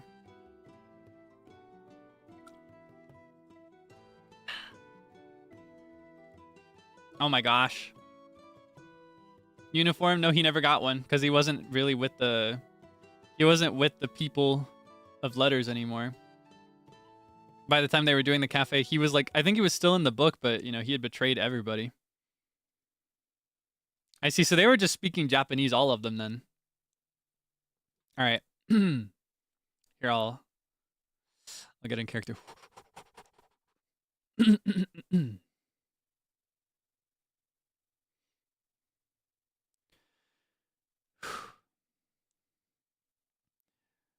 Irasshaimase, ご主人様。おいしくなーれ。おいしくなーれ。前、前。キュン。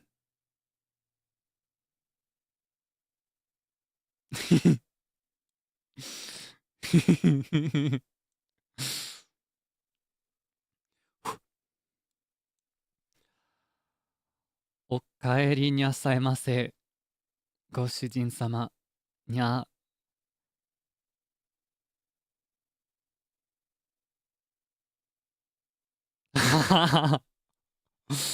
I'm trying to think of what else they say. What else did they say?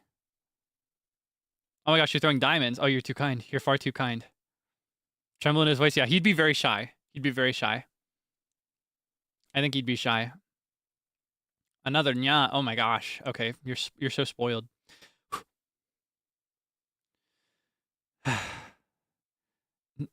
Nya.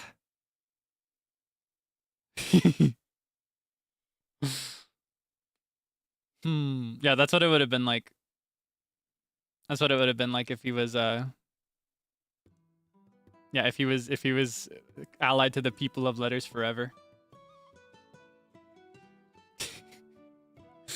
Unfortunately, perhaps fortunately, he went with the Knights of Ours. Oh my goodness. Call Sable. Oh, he's really good at that. Maidbull is his ego there. It's his birthday so soon. Did you know? I'm so excited. I love that guy so much. I'm so excited to celebrate his birthday. I'm also not excited because I'm playing Valorant for the very first time. I'll talk about that more at the end of the stream though, because that's when I show my schedule for the week usually. Yeah, I'm really excited. I hope you can show Sable some love for his birthday. I love that guy. He's so dear to me.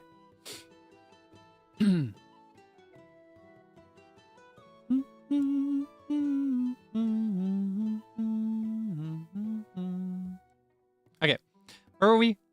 What were we talking about? People of letters. Yeah, he could have been with the people of letters, and he could have become a maid in their front cafe. But he had bigger goals, and that would have only worked in a timeline where he really came to terms with the fact that he may never find his mother. Like, he was there to have fun, and he would have fun with people, but something like that, it would be a bit difficult. You know what I mean? I think he'd see it as too much of a distraction, and he'd see it as too embarrassing. Because, you know, he may be socially maladjusted, but he's at least read a thing or two about maids. He knows the implication, and he does have some understanding of, like, masculine versus feminine as well. So I think he'd be shy about it. Would I have written more songs in the case of the Bard AU? Yeah, you may remember that.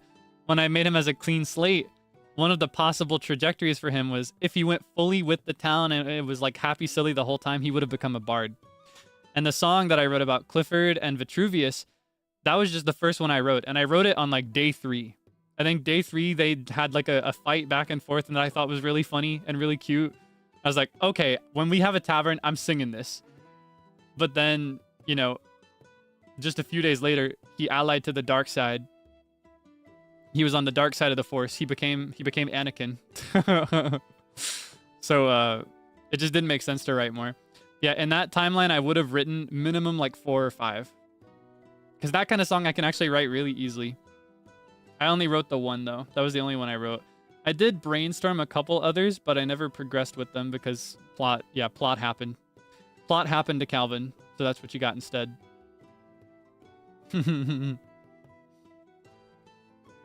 This town is so done was funny. Well, it was. The moment it was locked in that Calvin would be with the Knights of Ours, I was like, oh, he's gone. He may never come back from this. Like, he may be corrupted beyond repair at that point. You may remember that moment, right? When I was like, you may be looking forward to him becoming a bard. That's not going to happen anymore. Something very important just happened, and he cannot come back from this. He does not have the time to learn silly songs. Robbed. I like the timeline that we got, though. I think that while being a bard would have been very silly and very fun, and I would have really enjoyed it, and it would have made a lot of entertaining moments for stream, I still prefer this story for Calvin. Do you know what I mean? Like, bard would have been great for Kaelix. Knights of Ours were perfect for Calvin. It was exactly the place he needed to go, and it was exactly the path of choices that he needed to follow, I feel. Maybe that's just me, though. Ended up being one in the OVA. I don't know. I don't think that counts as him being a full bard. That's just a song that came to him when he was sitting on his balcony thinking about his day. Because, you know, he does like to sing, and he sings to himself. That was actually the last moment of the last official episode, like the last RP episode, right?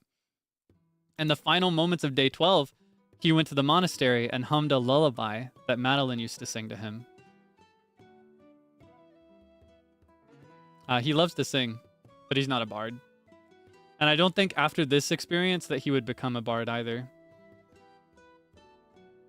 I think he'd be full force in like continuing his studies in magic, specifically like more academic type magic, like he's progressed in reading old books, any book he can find, in hopes of finding something that'll lead him to his mom.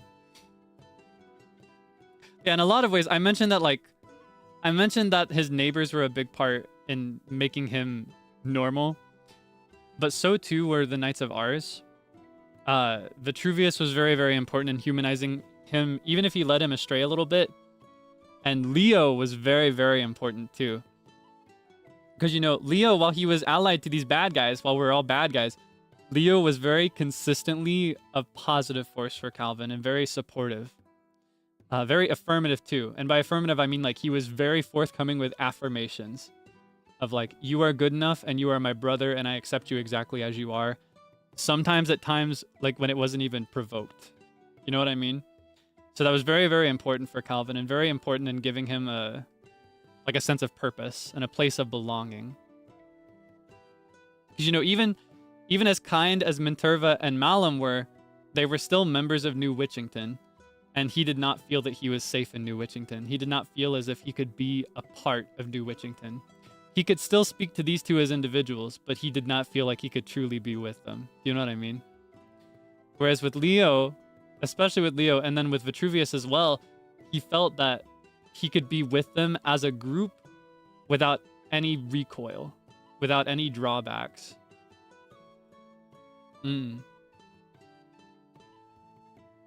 Yeah, that's another big thing. With Leo, he was never afraid of getting Leo hurt. With Malum and with Minterva, and even with people like Violet, you know?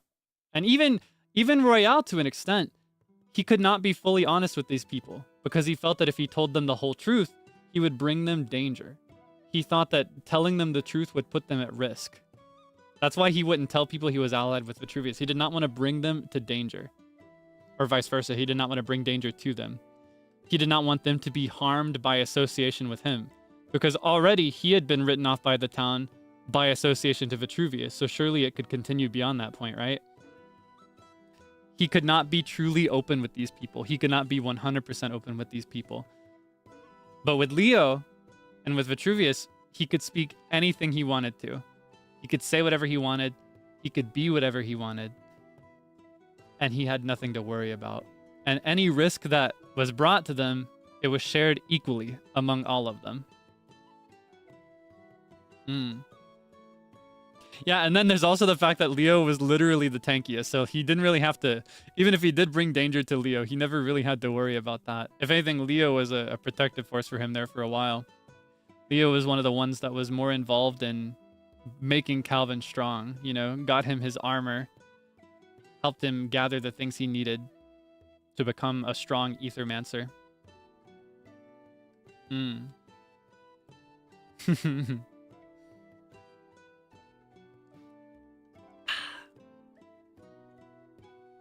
Think a lot about when Leo left the farmer's market to hang out with Calvin.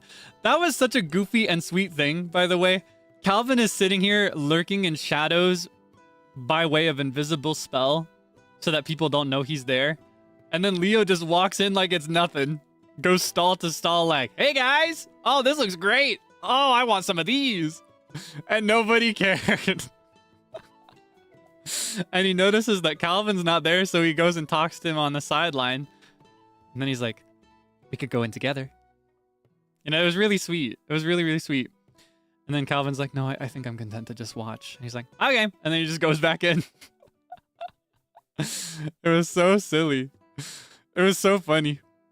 Such a goofy moment. Because everybody knew. Well, not everybody knew, but a lot of the people there knew. Yeah, I thought that was funny. part where I went to talk to Meline at the portal still haunts you. I loved those moments. I wish I would have done that a couple more times. I did that twice. When we... Because I had planned something. I didn't mention this when I was going in the lore dump for the prologue, right? The prequel.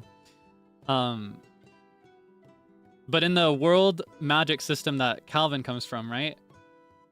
There are certain buffs that you have on equinoxes and solstices.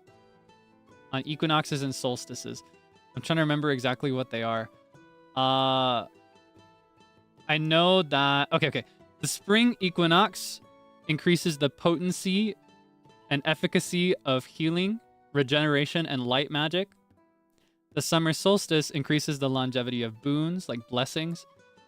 The fall equinox increases the potency and efficacy of sacrifices, summoning, and darkness magic. And then the winter solstice increases the longevity of curses. So from the beginning, I had planned to do something with a portal or a failed creation of a portal on the equinox, because it happened that we were playing this game on the fall equinox this year, September 22nd this year. It's always between the 22nd and the 25th, I think. And it just happened that on that specific day, the fall equinox, and I was planning to do an RP solo moment for Calvin, it happened that we went to the end. We completed the end portal and fought the Ender Dragon.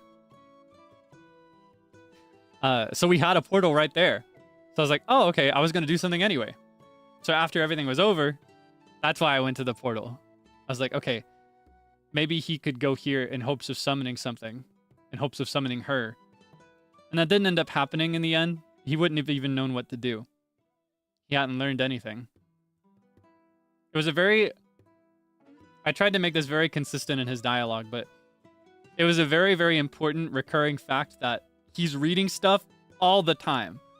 Investigating ancient history and magic, reading every book he can find and every ruin he can uncover, but he's not finding anything that he's looking for. Not at all. Not even the smallest trace of what he's looking for, but he keeps looking anyway.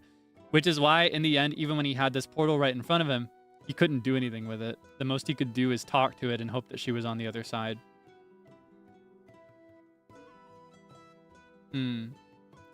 Talking about lore, was there a reason why Meline forbade Calvin from using the magic he studied? I will not tell you because she never told him. But I will give you some ideas just based on what I personally would reason if I did not know why, right? It could be that she thought it would be dangerous. For example, some of the magic that she taught him, some of the incantations were for very destructive things. Maybe she didn't want him to destroy the tower. Maybe she feared that if she taught him enough and he could use it, he may use it against her in retaliation. Maybe she worried that he would fight back. Maybe she wanted him to remain powerless. Maybe she was teaching him just for the sake of him knowing and not for the sake of him using it. Yeah.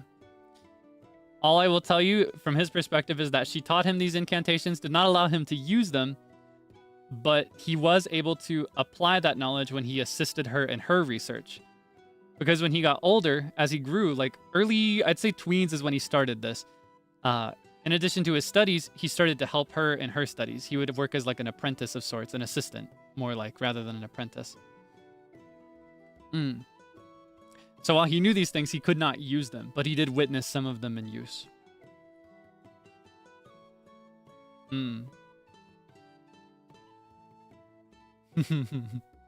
Was watching a ton of POVs, and every time I watched you and saw the bedroom with yet more stacks of books. Ah, yeah, right. I'm glad you noticed that. That was a very intentional thing. I did not want to like completely finish decorating the room with books from the beginning and have it stay the same. I wanted it to look like he continued reading as the playthrough went on. I'm glad you noticed that. So yeah, by the end of it, there were way more books than the first few days. And like even aside from what was out on the floor, his bookshelf was filled too. If you open the bookshelf, there are even more books there to be read. Including every book of history from the Stronghold, which I read. I actually read. And including there aren't any books on it, but including the book that gives you the cipher for, or not cipher, the key to decode enchantment, which he can read canonically. And I can almost read, but not actually. Did Calvin ever believe he was made solely to be her assistant? He wondered. He wondered. He still doesn't know exactly why she made him, and that's why he asked. He could not tell if she made him to be her assistant. He could not tell if she made him purely for the sake of learning if he could be made, you know, make history with it. She's read before that it might be possible. Maybe she can do it. He doesn't know if she wanted him because she was lonely. He doesn't know, and she never told him. And he may never know. But he wants to trust now, after the events of like the canon, and by canon I mean the on-stream timeline, what happened on stream. He wants to trust that she loves him. He wants to trust that regardless of what she made him for, she came to care about him and love him as a mother loves her son. But I make a point to be very particular in my wording here, right? Canon is in what happened on stream. For me, the canon timeline and what happens in my brain, it cuts off the moment Lament. I say his name wrong. It cuts off the moment Lament is killed. The moment he kills him with lightning, that's where it stops. And the continuation beyond that is very different. It's derivative from what happens on stream. It goes very different. Goes very differently, rather. Lame ent. Yeah, lament more like lame ent. Oh. Yeah, I feel like from that point onward, he would have struggled a lot with anger and with grief and with regret and guilt. This is the first time he's taken a life on purpose. And in this case, Lament doesn't come back. And Lament was a bad guy. But in any case, he does not come back after this. It's just Lucky now. And so, I feel like in a longer timeline where I could explore Calvin more, he would not have been accepted right back into the village. It would not have been happy-go-lucky right away. It would not have been average Tuesday after everything was said and done. I think he really would have battled with that moment, and he would have descended a little bit further, and it would have been really hard to pull him out.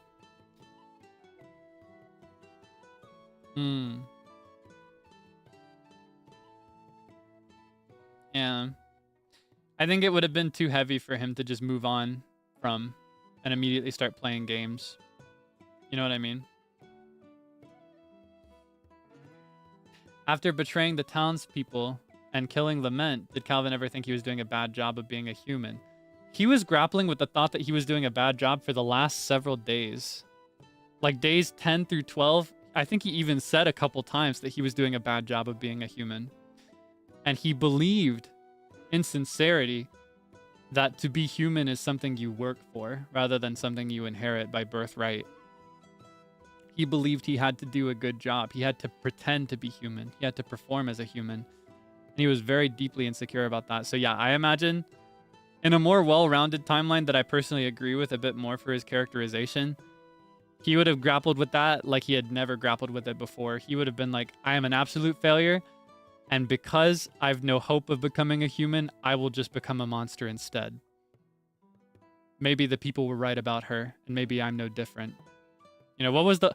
I spat it out without even realizing it. What was the line I threw out? If the womb you crawl out of is full of garbage, then what does that make you? Or something like that. You know? I think he would have been very, very obsessed with that. I think he would have struggled with a lot.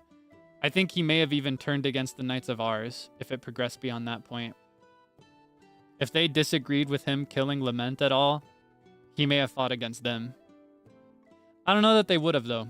The Knights of Ours were very compassionate. I think they would have cared for him, and I think they would have shown him gentle patience. They would have understood that, you know, in the moment of the conflict with Lament, he's feeling a lot of grief. And he's feeling a lot of anger. This is the man that took Malum from him, who at the time may have just been his closest friend. Oh, speak of the devil. I think I just like outright mentioned that properly for the first time, and then you appear. I casted a summoning spell. Yeah, I think he you know, in this moment he's feeling a lot of grief and a lot of anger, and he had a chance to kill Lament once before with the same magic. The same kind of lightning glyph, and he failed. He wasn't fast enough.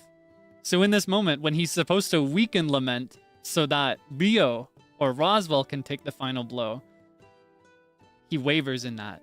He forgets. In the moment he's clouded with, I want this man dead. I need him. I'm going to lose my chance. I need him to go down. You know what I mean?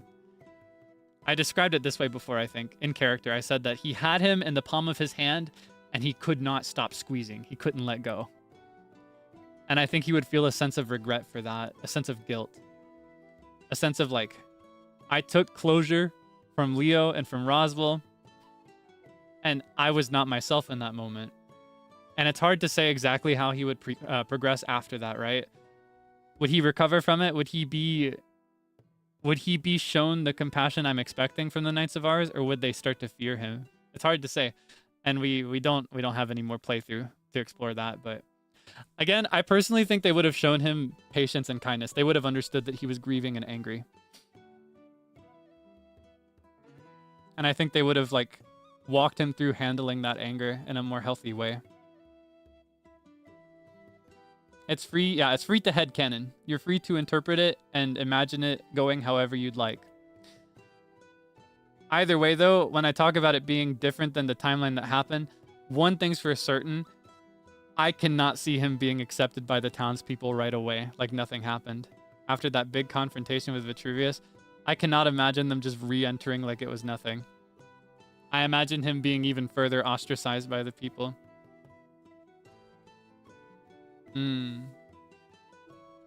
I think he would be even further isolated from them. And honestly, he may have never rejoined them. I think he would have I think he would have retained connections to some people. Like, you know, outside of the Knights of Ours, he would have tried to retain his connection to Minterva for sure.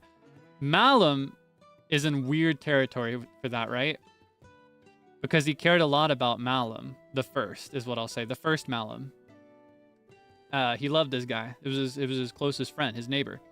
But that guy's not around anymore. We've got the second Malum now, and this guy makes him sick to his stomach to even look at. Just speaking to him makes him feel sick. He can't handle it. It was one thing to kind of rebuild that connection over the OVA. You know, when they just rejoin town like it's normal and like nothing bad happened. I think he would have struggled a lot more to face the second Malum in a timeline of my concoction. You know, if I was in more control of everything, and if I could make everybody do exactly what I want them to, I feel like he would have struggled to regain that connection with the new Malum. Again, normal with Minterva. There was never any real sense of loss with her. I feel like he could have retained his connection to Violet had he been forgiven. Which he was. I think he was forgiven before the OVA. So this is before the timeline splits too. So I think he could have retained his connection to Violet as a sage or as Violet. But I don't think he could have rejoined the town. I think he would have remained separated from the rest of them. I think his main people would be the knights. He'd be with Vitruvius and Leo and Royale. Then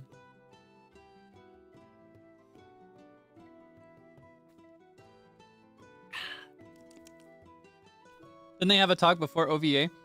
I think they had a talk after Lament was killed. It was after Lament was killed. And that's when the moment Lament is killed, the moment that's over, that's where my personal headcanon for the timeline shifts and departs. Their conversation came after that. Yeah, so I would not have that in my personal canon. But again, that is what happened on stream. So you're free to consider it 100% canon. It's just know that it's not what I personally envisioned for the character. And if there was more time, if there was like even just 3 or 4 days more, it would have gone differently. As a player, I personally needed to go back and be normal with everybody and just be goofy and silly and attend the wedding and everything and just be funny. But as Calvin, that's not at all what he would have done. I like tragedy. I think tragedy is cool and fun. That's why Zealand's episode is my favorite. His ending is my favorite. Zealand got the best ending, even if it made everybody cry. I think he did the best one. And his commitment to it is something I really admired, Zeals. I like that he committed to that. It was good stuff. It was good stuff. And honestly, Zealand's ending makes me almost content with the canon, like, on-stream ending that Calvin and Vitruvius got, you know? And by extension, the rest of the knights. You know, because then, in a very important way, them just returning to the people like nothing happened still has consequence. Because Zealand said that if they came back to the village, he would leave. He could not stay there if they were there. And because they came back, he left. So it did have some sense of punishment, but it wasn't for the knights. It was for the people. And that is delicious. That is delicious. I gobble it up. Nom, nom, nom, nom, nom, nom. Oishikatta, oishikatta, umai.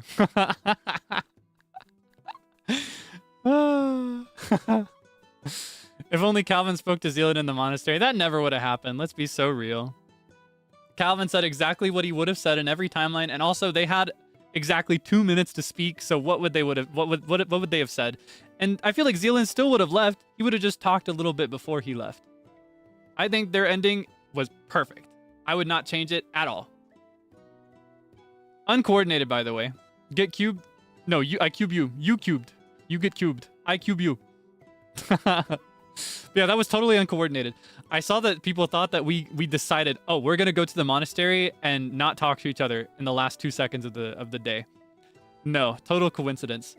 It just happened that I was, it just happened that I was getting a little overwhelmed by the carnival, and I thought, wait, this is also the last day of RP. I need an auriful, serene ending. That's why I went to the monastery. And I saw him there, and I spoke in character. He was like, if he's going to say something like, I was just leaving, that's exactly how Calvin's going to respond. He's going to say, well, don't let me keep you here. You know, he doesn't want to impose on anybody. He doesn't want to tie anybody to a place they're already planning to walk out of. You know what I mean? It was perfect. Mwah! Chef's kiss. We have never had such a brain cell moment in our entire time of knowing each other, I feel. That was our magnum opus, our greatest work.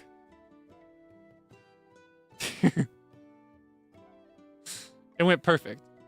Yeah, and then I'm humming in a quiet monastery while Zealand flies away forever and never comes back. I was so auriful.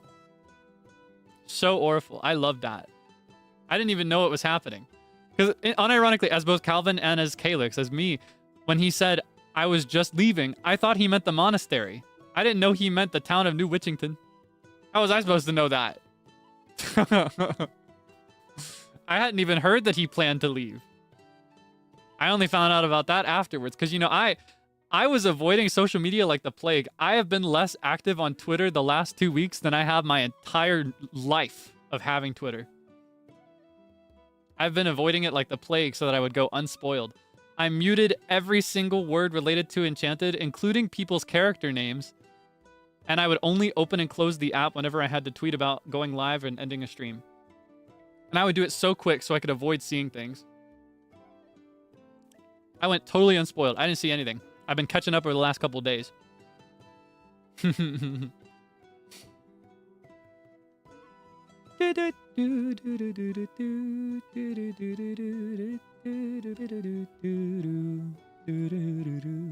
I checked them now? I've checked what I can. I still haven't seen a lot. It takes a long time to catch up on everything. I've seen highlights, though. I properly saw Luca stalking me and Leo. I saw... What have I seen? I scratched my head. I've seen little bits and pieces. I think my favorite clip I've seen, though, is of when the knights came to the area that eventually became the crater, and Vitruvius did his demonstration of his big horse spell. Like the upgraded version of the spell from Vitruvius the First. That, you know, it would be 3 times the size of the original Freak Off spell for every horse he could summon. So if he summoned a bunch of horses, 10 horses, that'd be 30 times the scale of the original spell. My favorite clip is when he blew up that area and you could just see Zally going around the crater collecting emeralds and diamonds as they surfaced from the ground. I thought that was the funniest thing in the world. It cracked me up so bad. That is my favorite clip I've seen from this entire playthrough. And then my favorite comment in relation to this playthrough is also from Zally. It was, Zally tweeted his shrine, his Fortress of Solitude made of emeralds and diamonds and gold that he got through selling sandwiches and bread as the breadwinner. And Omi replied, his life was tied to his money. You know, talking about Zally, he's like, his greed was immeasurable. His life was tied to his money. And then Zally replied and said, your life was tied to my money too.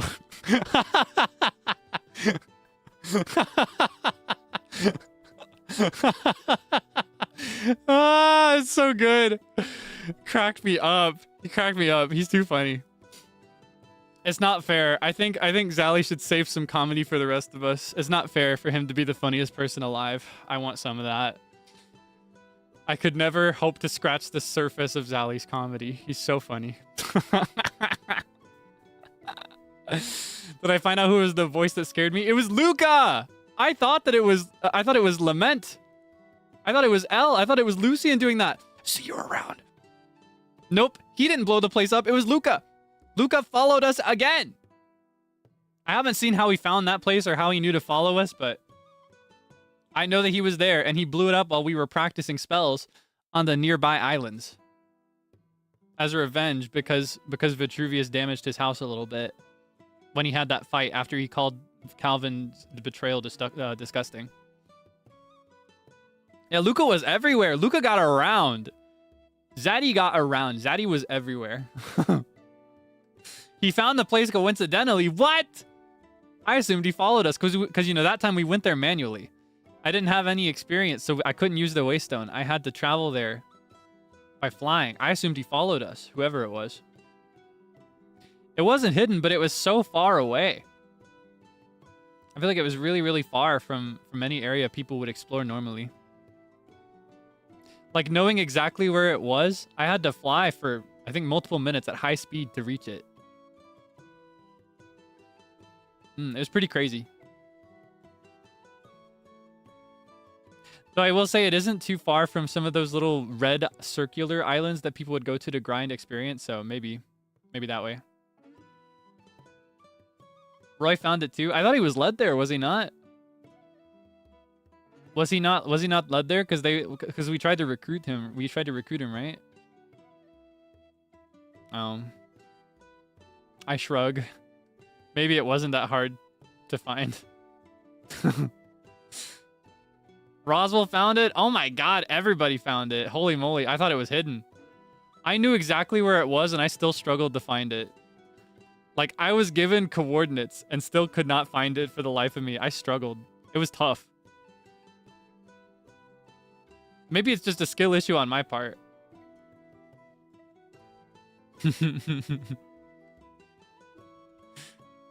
I guess we could have done better to hide it.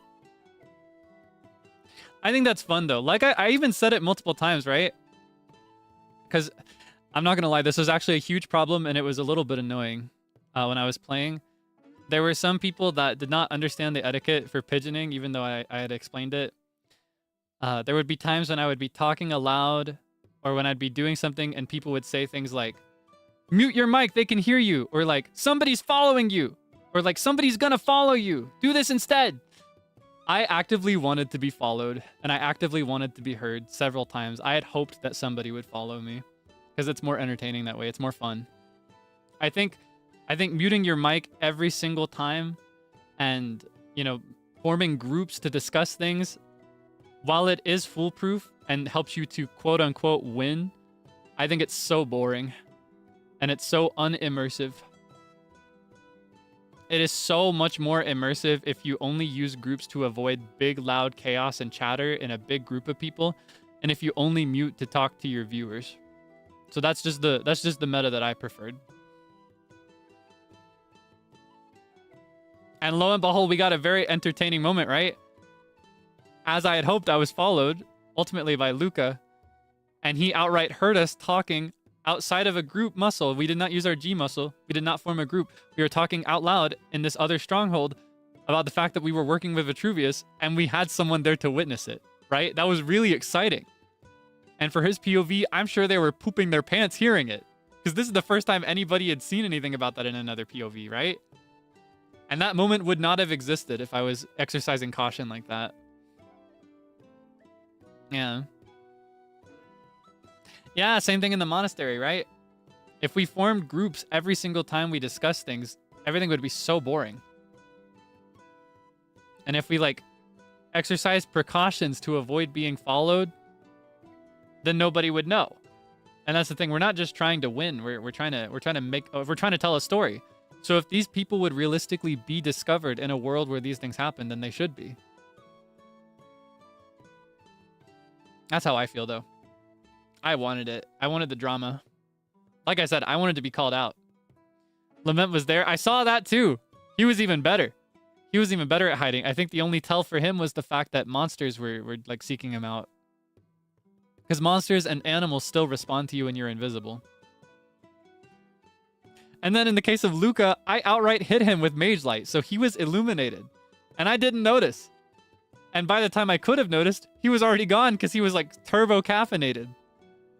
He invented turbo coffee, so he ran 1,000 miles an hour everywhere he went.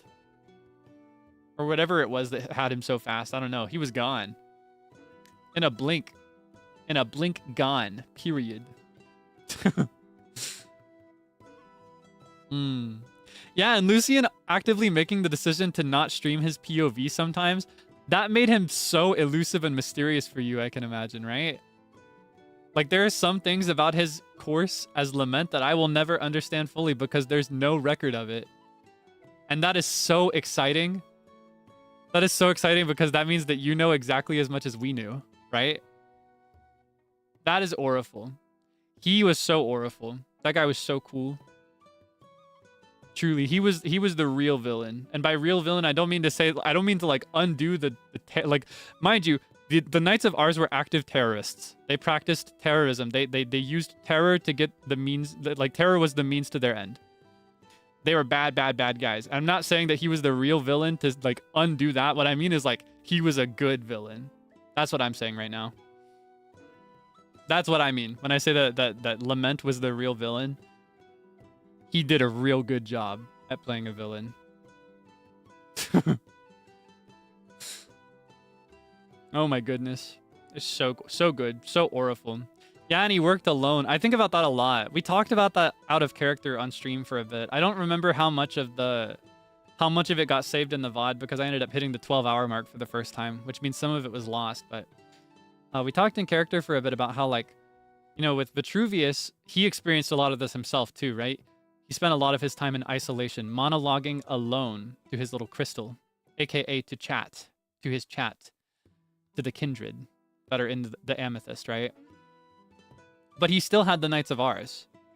You know, he still had Calvin to monologue to and to have conversations with. But with Lucian playing L, or like rather Lament for the more wicked parts of his story, I think, he was mostly by himself, right? I think about that a lot. I wonder how that felt for him. I think it was so worth it in the end. I hope he knows how much everybody appreciates it, because that, oh my gosh. Like, unseen and unknown and feared, omnipotent, omnipresent. Good villain. He was as a shadow. He was like a shadow. Oh my gosh, I'm still talking like Calvin. He was like a shadow. Like, he was always there. He could always be there. He made you paranoid. He made you pull out that echo fork every other second. Like, anytime I was talking with Royale and he'd pull out that fork, I don't know if that's who he was looking for, but that's who I was expecting to see. And you would never find him with the echo fork even if he was there, because he memorized the range. He figured out how far away you could be to avoid being caught by the echo fork. And he would listen in. It was insane. That man was a good villain. And he was supremely important to Calvin's development.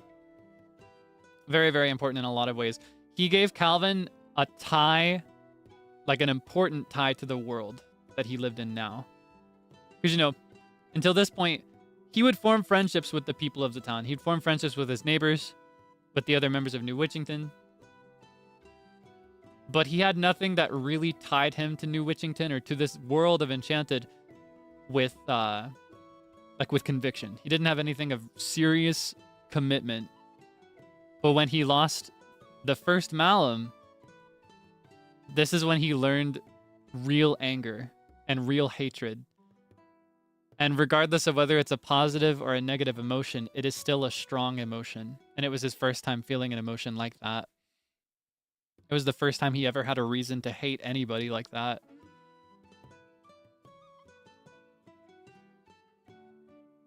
So that gave him something of purpose here in the world other than to just, you know, take whatever he can to find his mom. Everything that he had done and a lot of the conversations that he had with people, they were just means to the end of learning magic, which was a mean to the end of finding Meline. Was it ever revealed why Lament hated Calvin? I don't know. I still don't know. Calvin never did anything as far as I'm concerned. But Lament seemed erratic, so my read on him is that he may have not needed a reason. He may have just thought Calvin did something.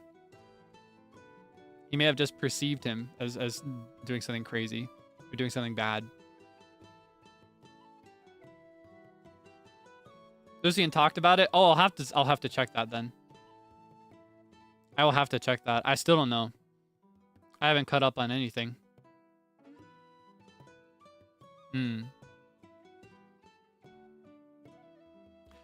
Is it that Calvin was too unpredictable and powerful?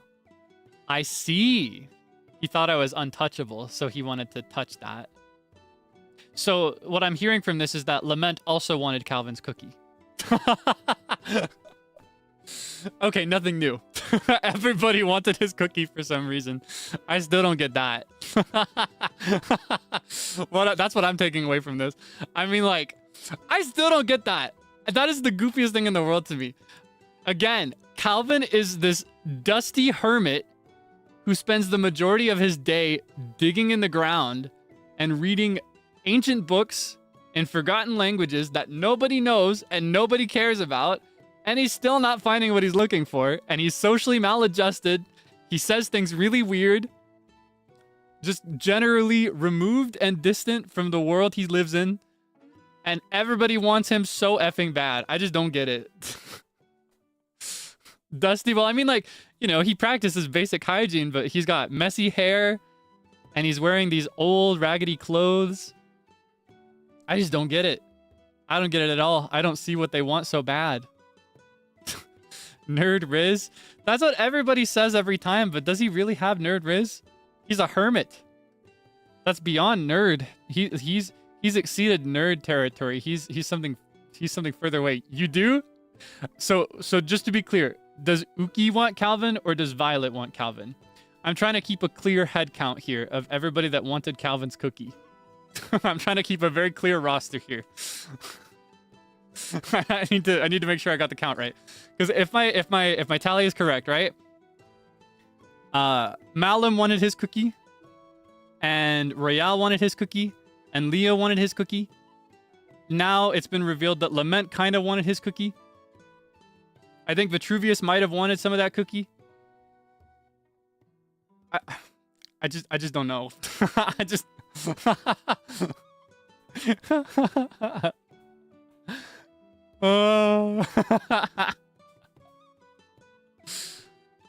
the goofiest thing in the world.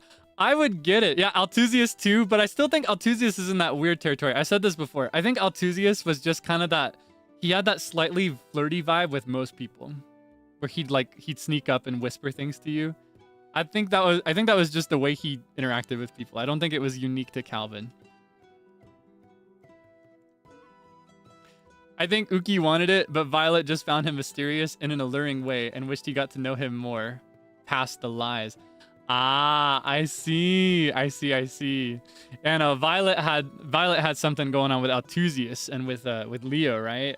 That's my understanding through the clips that I've seen so far, and what I witnessed firsthand in game. Oh my goodness! It's just the goofiest thing in the world that multiple people wanted him because he did nothing that I personally would consider particularly charming or attractive, right? He was just kind of there. And then here's the other thing.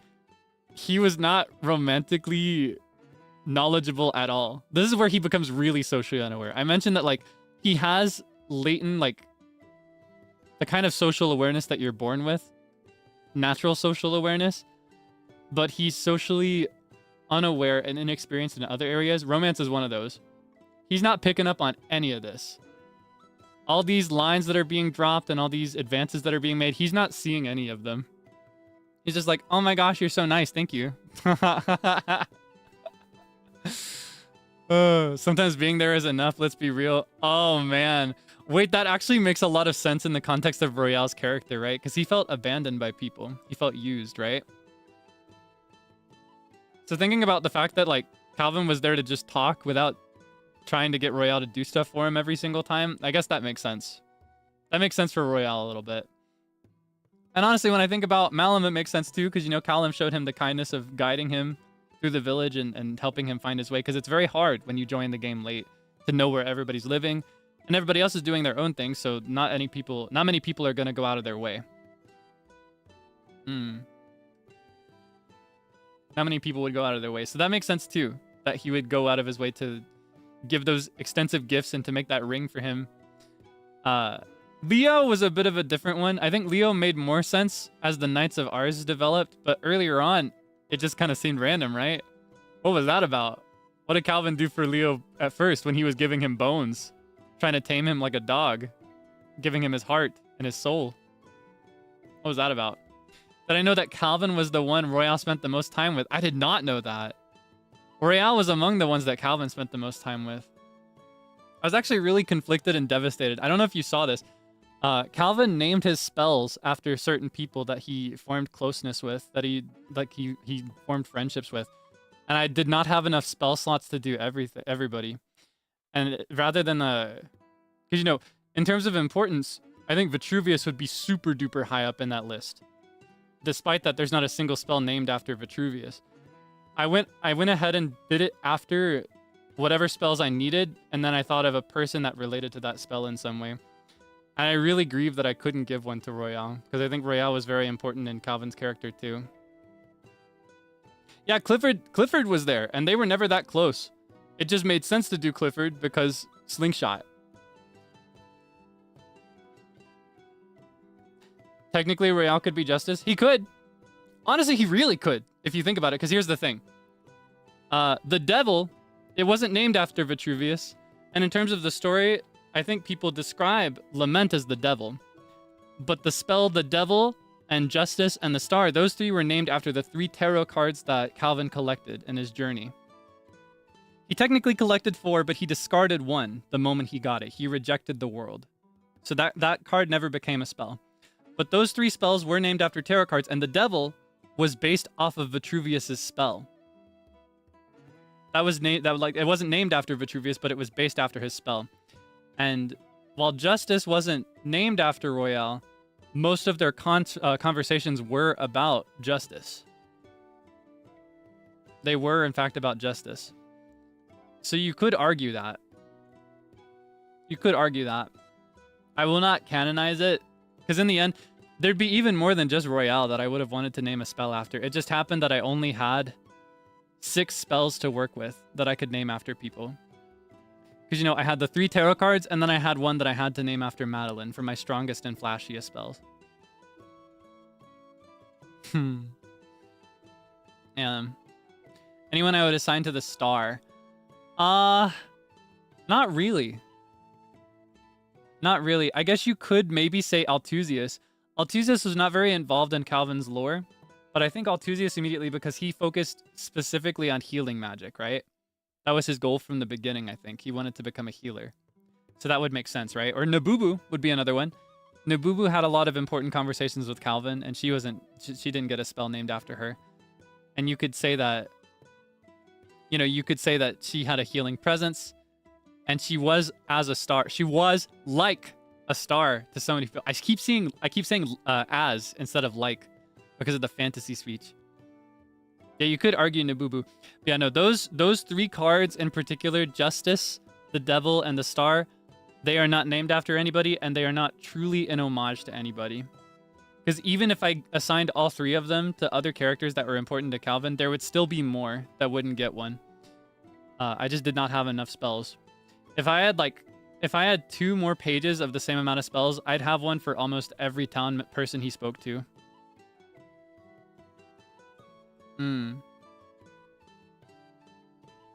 Yeah.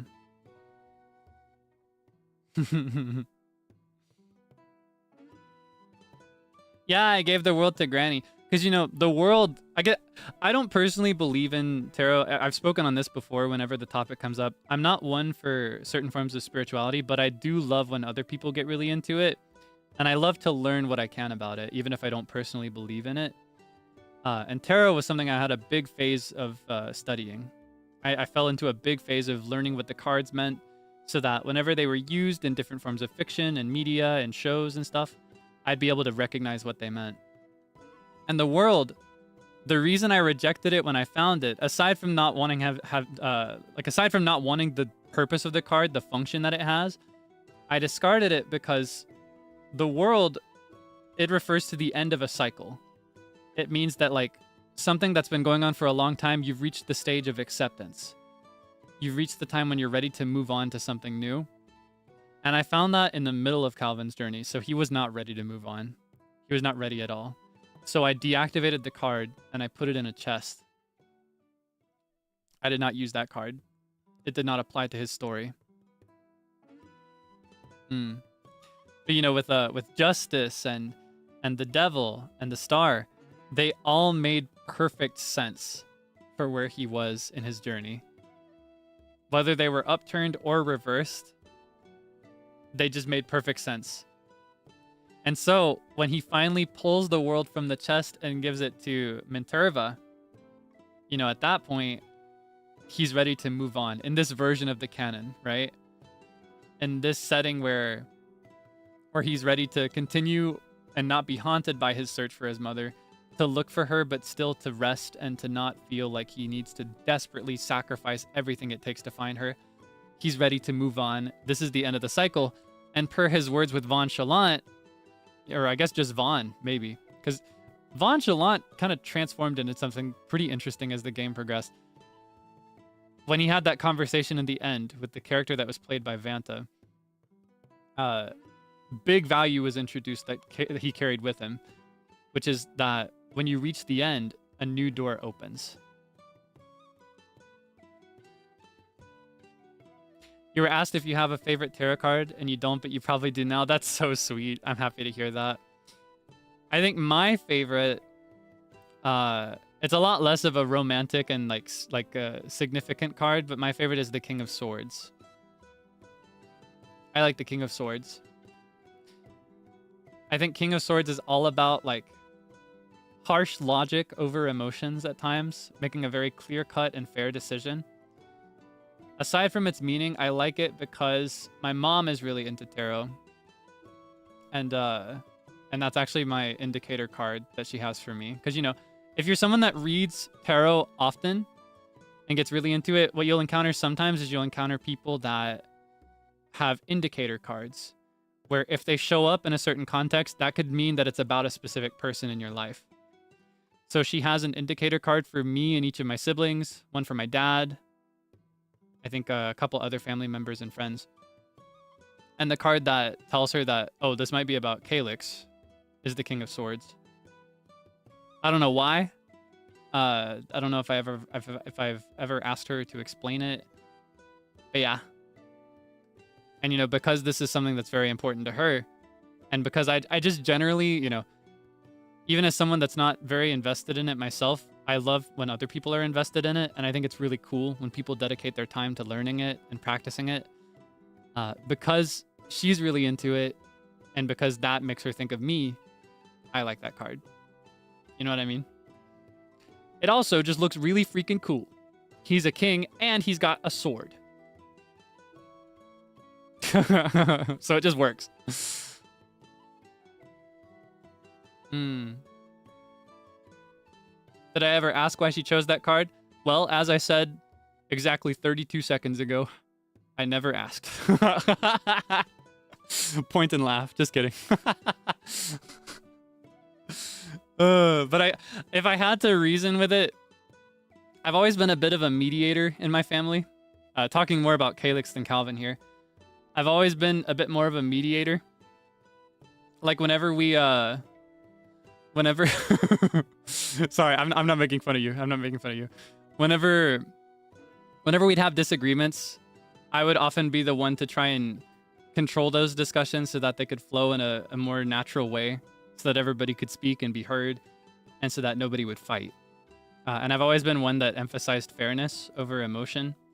I think emotional decisions are important, but you have to keep it under control. If you make an entirely emotional decision with no logic at all, then everybody's going to get hurt. So I could imagine that she may have seen me as that kind of figure over the years as a result. I shrug. Yeah, I don't think they have the minor arcana in Enchanted, so that card never showed up. I think they just got the major ones. You don't get the suits of swords, cups, pentacles, or wands. I think of major arcana, I like the Hanged Man. And I like... What do I like? I like Death. I like... Hold on, I have to look at them again. I need to see the full spread. I think there's one that I really like that I'm forgetting. The Tower! Thank you! I love the Tower. The Tower is another one of my favorites, but the Tower is a really bad card to show up. The Tower almost always means something bad. It can mean something good. In fact, it often means something necessary, I think, is my understanding of the Tower. But the Tower is it's generally a very painful card, even if it's a necessary pain for good to happen afterwards. I love it. I love the Tower. The Tower is my favorite. Yeah, I like change, chaos, and upheaval, but in real life, I don't like those things. I'd prefer for everything to stay the same forever. Like, the life that I have right now, I hope nothing changes about it ever, and we can just stay exactly like this forever, and nothing changes at all. But in concept, you know, like reading about it and learning about it, and also just appreciating the designs for like the Rider-Waite decks, I do think that the Tower is the coolest one. And it's my favorite. And when it comes up in like literature or fiction or media, like anime, TV shows, that's my favorite one to show up because it means something really interesting is about to happen. I love it. I love it. I hoped beyond hope that it would show up in my playthrough throughout vcraft Enchanted, and it never did. I hoped it would. And it would have extra meaning for Calvin, right? If it showed up, that would mean I was prompted to, you know, do something really drastic and new. But it also has associations with the fact that, you know, he was kept in a tower for a really long time. And you could say, honestly, if you wanted to assign a card to him, that might be the one for him. You could say that leaving the tower for the first time, leaving that forest, was his upheaval. You could say that was his sudden change. Going from knowing nobody other than his mother to meeting up to like 40 people in the same day. Yeah. I think the Tower might be his card. Justice came up a lot, but I don't know that that's his card per se. It was just a card that made a lot of sense for the story, both as a concept and also the separated meaning of the card, I think.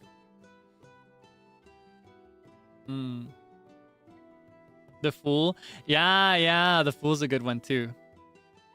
Fool's a good one too. The Moon. What's the Moon mean again? Hold on. I have to Google that one. It's a very pretty card. I can't remember what that one's about though.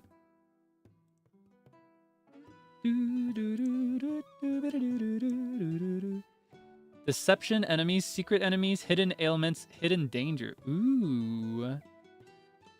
But in reverse, it means the end of problems, lesser anxiety and deception. So it's all about deception. Ah, so the moon would have been a really good card to find while he was like first allying with the knights and still talking to the townspeople of New Witchington like nothing had changed. I agree. I think the moon is better for Lament or like L as an entity. I think the moon is more accurate for him. If I'm thinking of like, just to be clear, I'm assigning like a card to the entire thing, to the entire character, the entire story, the entire aesthetic.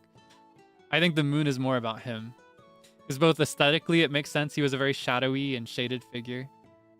But then, you know, he's also one to deceive. He made deals in secrecy. I wonder... I mentioned the tower for like symbolic purpose, but I do wonder if there's like a card that is more appropriate for Calvin in terms of meaning.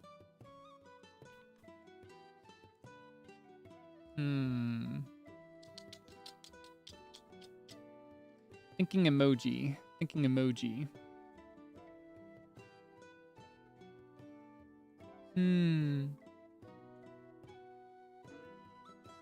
It's so difficult. Whenever I try to think of these things off the top of my head, I come up with almost nothing. The Fool is a generally good one. Because the Fool is all about, like ignorance, right? The Fool is someone that is inexperienced and easily influenced, easily manipulated. And that's exactly what Calvin was, right? He came through this place totally ignorant of everything. And whether it was on purpose or not, in a way he kind of was manipulated. Definitely not on purpose, I feel. I think Vitruvius was a victim in his own way. But, you know, victims often become perpetrators of the same things they suffered. That is a very real fact of life. So while it's a heavy thought, it is a very real one. So I kind of appreciate that it turned out the way it did. You know what I mean?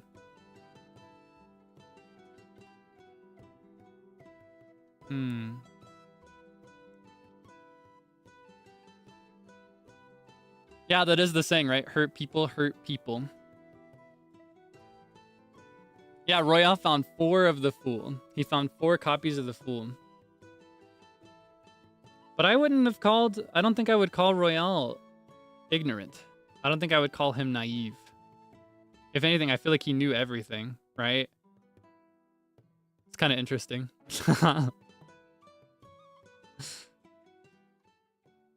King of Swords would suit Calvin. How about Major Arcana, though? That's what I'm trying to think. It's so much easier. I actually like the Minor Arcana a lot more. The Minor Arcana in general are the ones that I remember the most. I'm not a fool. Oh! Wait, you remember that? You remember that? I'm not a fool, Calvin. I'm not a fool. Oh, wow, wow, wow. The Waystone sound. Wow, wow.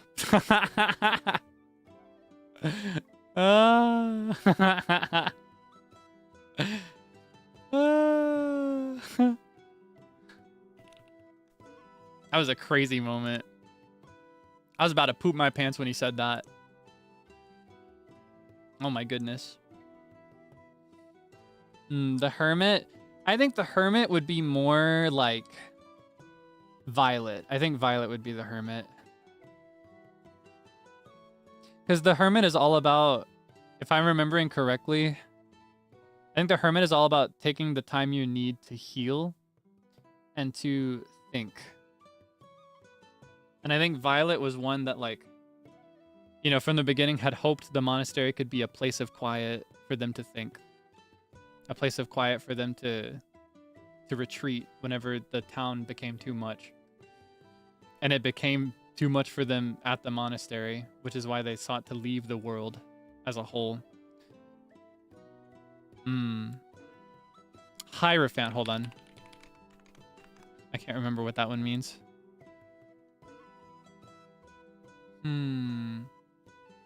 Forgiveness for past transgressions. I guess that could be like in the the timeline that showed up on stream. That could honestly be extended to Vitruvius more so. Hmm. Honestly, maybe Tower is the one. The Tower just feels so right. I love it so much. I know it's a very sad card though, so I'm trying to give you alternatives because I know as much as I love the tragedy and the angst and the misery, I know you're like, Kaelix, please put him in a maid dress. Give him a little cake. Give him a party. Let him have a tea party. Please be nice to him. I'm trying to give you alternatives to work with here. Oh my goodness. I think it's spicy and fun and awesome and cool. You know what I mean?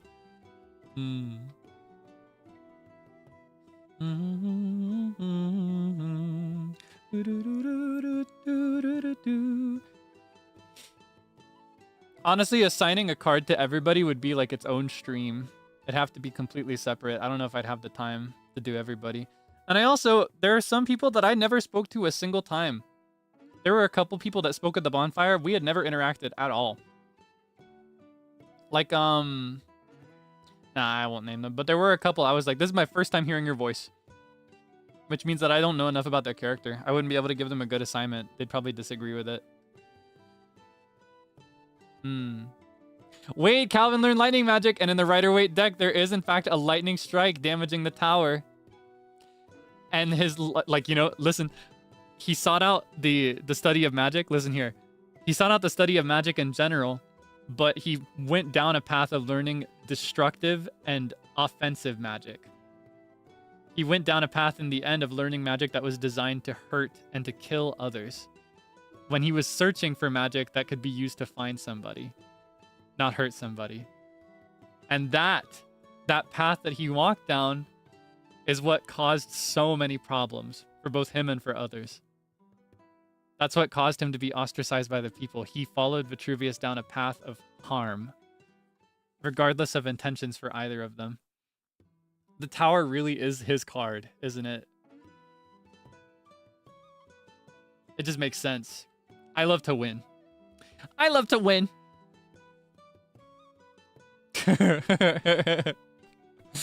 Yeah, that's right. I'm always right.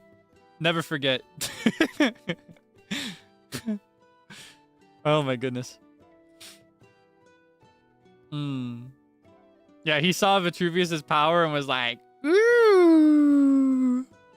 If somebody can cause this much destruction, maybe he knows a thing or two about portals, summoning, location. Feels like he disregarded his mother's wish for his own. He absolutely did. She never once said, look for me. She never gave any indication that she'd be like anywhere to be found. In fact, the tone of her message made it seem a lot more like she was about to die. There's a very strong chance that she's just dead or gone. Like it could be that she didn't even die. It could be that she was just removed from existence, you know? But he looks anyway. He claimed his own goal. He claimed his own goal.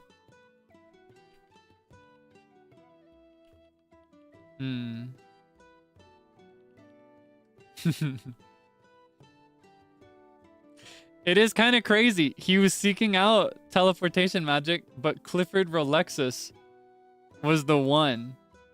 He was the one to master. He was the one to master portals and teleportation, wasn't he? What tarot card would I assign to Meline? That is a tough one. Because I feel like if I assign one to her, that might tell you too much about her true personality and who she actually was, rather than how she's perceived. But maybe... Hold on. I think I have to double check the meaning of this one before I say it out loud. I could give you one from Calvin's POV. Maybe she was something of a high priestess. maybe she was something of a high priestess to him. Because, you know, for her and for him, for Calvin, she was someone that he sought knowledge from. He learned everything he knew from her, and he loved her very much. She was his guide. She was, yeah, like of major arcana. But I don't know. I don't know how accurate that is. Judgment. Honestly, Judgment might be better. Come to think of it. Because, I don't know. Judgment is all about... My understanding is that Judgment is about change. If I'm remembering correctly, Judgment is about becoming something new. And in pursuit of goodness, and in pursuit of like... in pursuit of happiness for everybody, she changed the most precious parts of herself. She became something entirely new. Something beyond humanity. Name to spell Judgment. Yeah, that was a mistake. That was a mistake. I was trying to say justice. Justice and judgment are very similar words, so sometimes I mix them up. Yeah, my understanding is that Judgment is all about becoming something new. Did she value those parts as precious? That's a good question. No comment. No answer, unfortunately. I cannot answer her motives very much beyond how she's described by the people. All I will say is that before she made these contracts and before she traded away these parts of her humanity, she was loved by the people around her. She was beloved. People spoke everywhere about how kind she was and how selfless she was. And when it came to light that she made these deals, she was a monster. She wasn't human anymore. That is all I will tell you. I just, by matter of principle and intention with the story, I will not be describing her objectively. Only through narrators. No comment. Because, you know, I've described this idea before. I described this in both my recent members only stream, I think, and also either the last or the second to last actual episode of vcraft. But my direction and hope with Calvin was to dissect what humanity is and what it means to be a human. Is humanity something that you earn? Is it something that you work for, something that you practice? Or is it something that you inherit? You know, is it something that you're born into? And in discussing this, which one of these two is more human to you? Is someone who was born a normal human who, in pursuit of power, sacrificed what made her human to the people? Sacrificed things like her heart and her dreams, her ambitions, sacrificed these things and became something slightly different? Or something that by all appearances is human, but was actually made entirely artificially and has next to no experience as a human? Which of these two is more human to you? That is part of why I refuse to describe Meline, aside from through narrators, i.e. Calvin, or through the writings of the local kingdoms that he's read about her.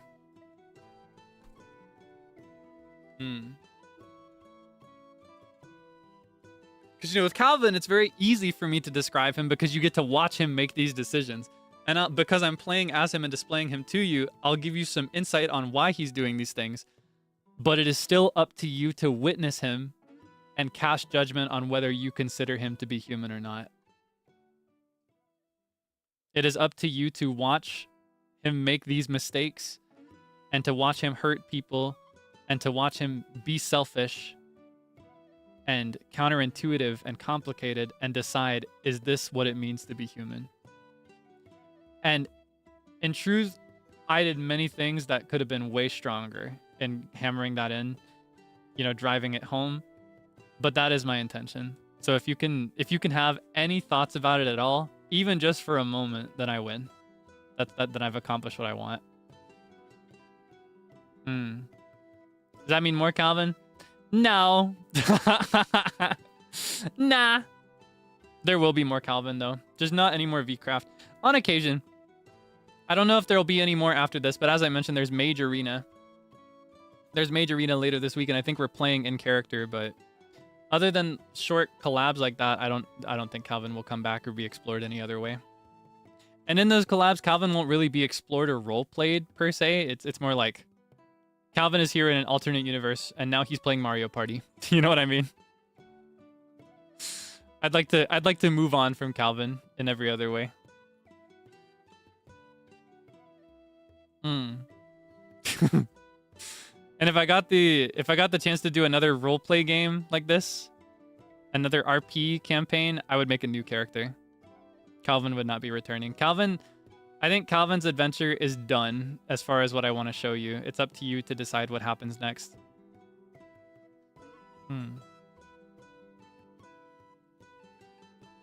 Next universe, I'll be playing Kevin. Man, you stole my idea. That's what I was going to do. Who told you? Who's Calvin's favorite Mario Party character? It depends on which game. Which Mario Party game are we talking about? Superstars, maybe? That's my favorite of the recent, like, the Switch games. Calvin would play as... You know what? Rosalina. He'd play as Rosalina.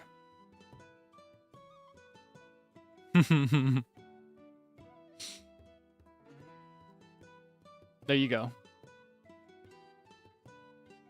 Kevin Charming. Oh yeah, from 2 to 4. You remember that? Or 2 to 3, rather. 2 to 3. The 4 kids dub of NIJISANJI.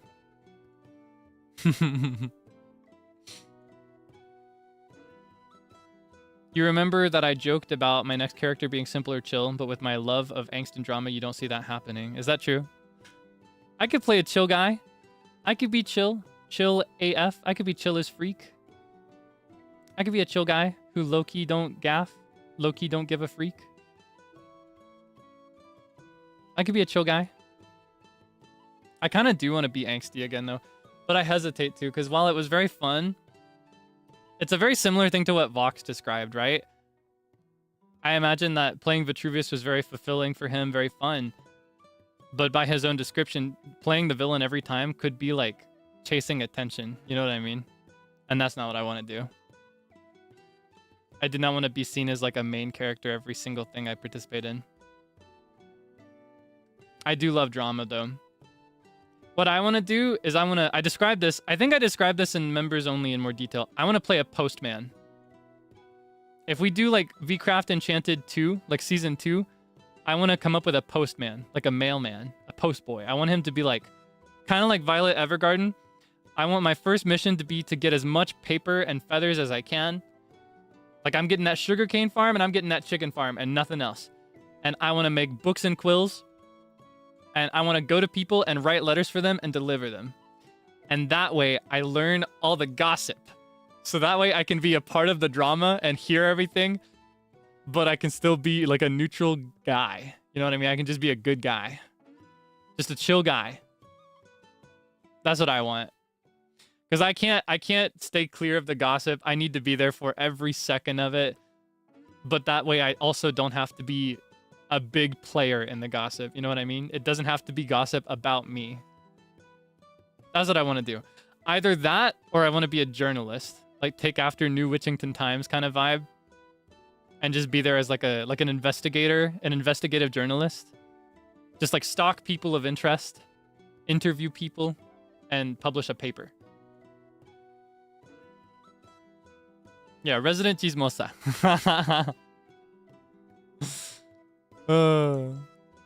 That is the downside, though. I would have to build my house in the center of town like Zealand did. I had character-related reasons for making Calvin live in those ruins a little bit removed from town, but that was also a mercy for Kaelix. You know what I mean? That was for me. I get so overwhelmed. You may have noticed it. Like, even during the wedding, by the end of it, when I had days of chill time in the game, I had to mute all the audio every now and then because it just gets so much. So being in the center of town and hearing everything all the time, I don't know if I could handle it. I think I'd have to make it a little further removed. But if I'm in the center of town, that way I wouldn't miss anything. So I'd be there for all the hot scoops. I'd be there to hear everything if I was there. The kill everyone button was looking real tempting. Oh, no. You misremember. I don't have a kill everyone button. What I have is I'm about to kill everybody disease. And it's activated. Okay. I have something called I'm about to kill everybody disease. This is a condition that I have. I'm about to kill everyone disease. It lies dormant most of the time. Like most of the time it's manageable. It's treatable. Not curable, but treatable. You don't notice it's there. But if there are a little too many people being a little too loud for a little too long, that's when the disease is activated. If I'm in a room of really loud people for just a couple seconds too long, that's when my I'm about to kill everybody disease comes forward and shows its face. And the way that I deal with it is I mute things and I cover my ears and I wear earmuffs or earplugs. I just can't handle it. It's too much. It's too much for Elmo. That's too much for Elmo. I got my I'm about to kill everybody disease. And it's so, I don't know what it is about this video game and proximity chat. It was particularly bad in this game. Like worse than dealing with it in real life. So I don't know. Yeah, I don't know if I could live in the center of town. I think what I'd have to do is I'd have to set up my home somewhere on the outskirts, somewhere on the edge, so that I could get to the center of town quickly, but spend my time in the center of town picking up the scoop. You know what I mean?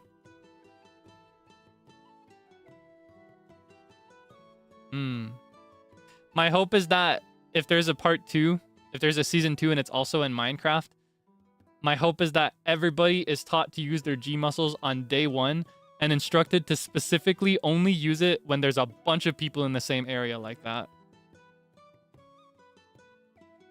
And to make a habit of using it in that setting. That's my hope. Office in town, but home outside. Honestly, that makes sense. Especially considering the fact that, like I said, I'd have to make farms if I wanted to have a consistent supply of books and quills. Because all the books and quills that I had, I stole them from the stronghold. I stole those from the stronghold. I did not make any of those. And I actually struggled to get one. Like when I had to write a return letter for my gift to Malum, I couldn't write a letter because I just could not find a book and quill. And I didn't want to rewrite the one he gave to me because that became a treasure. So I just did not have any. So maybe I could make like a little post office in town and then like a little house with a little farm somewhere more isolated. Would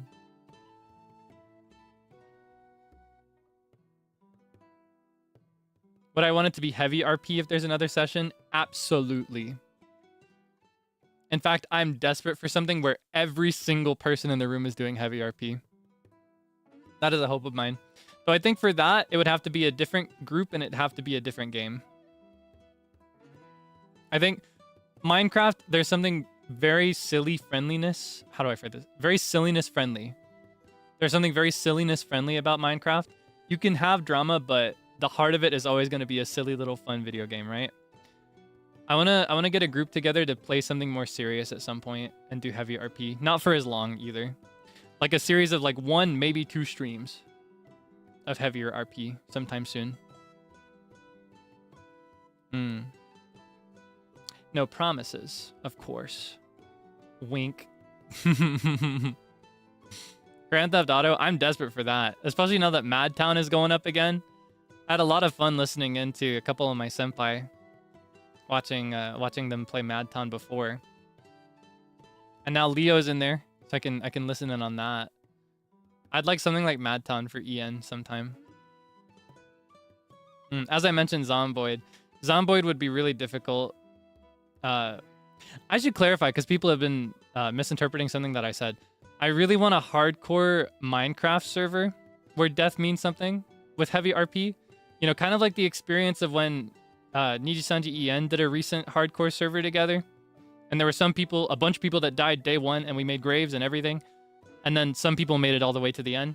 I want that hardcore experience with heavy RP. Imagine that, but people are like seriously monologuing when they lose somebody. You know what I mean? Permadeath. Yes. I would like a Minecraft roleplay that is permadeath. Project Zomboid would be a lot harder. I've never played the game, but the way that Vanta explains this game to me is that it is absurdly realistic. The way he described it is like you walk outside without shoes on for 5 minutes, and now you've got several transmissible diseases and 6 infections.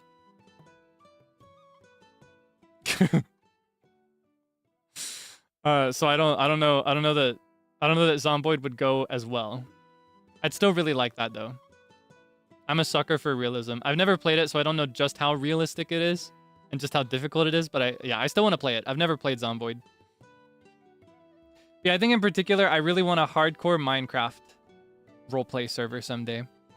Because, you know, even without hardcore death, even without permadeath, people still got very invested whenever somebody died in vcraft Enchanted, right?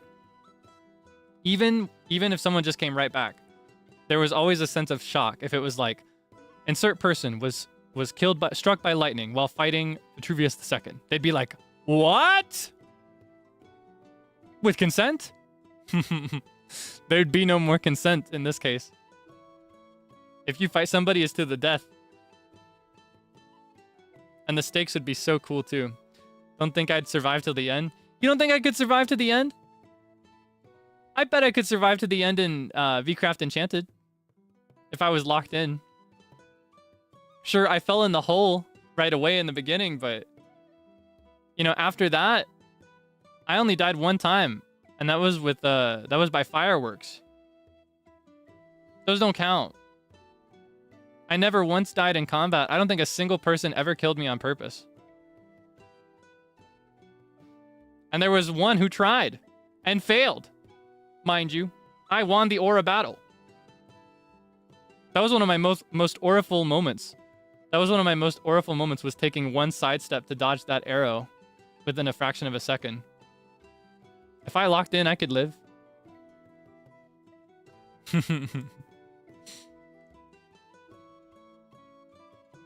Didn't even survive to the end with Niji Hardcore. Yeah, but I think I would... Okay, here's the thing. In Niji Hardcore, I was playing as myself. I was playing as Kaelix. And I, Kaelix Debonair, need my fences to match. They need to be the same color. I will take the risk of going out at night to collect the wood that I need to make the fences match. Calvin would not have wasted his time on something ridiculous like that. Calvin would not have wasted it. Even if I was freaking out, I would hold my urges back and restrain them so that I could live. If I was role-playing as a character that had that will to live, that had that value. You know what I mean? I think I'd make it way further. Calvin did that multiple times and lived. Pointing my finger up and lived. I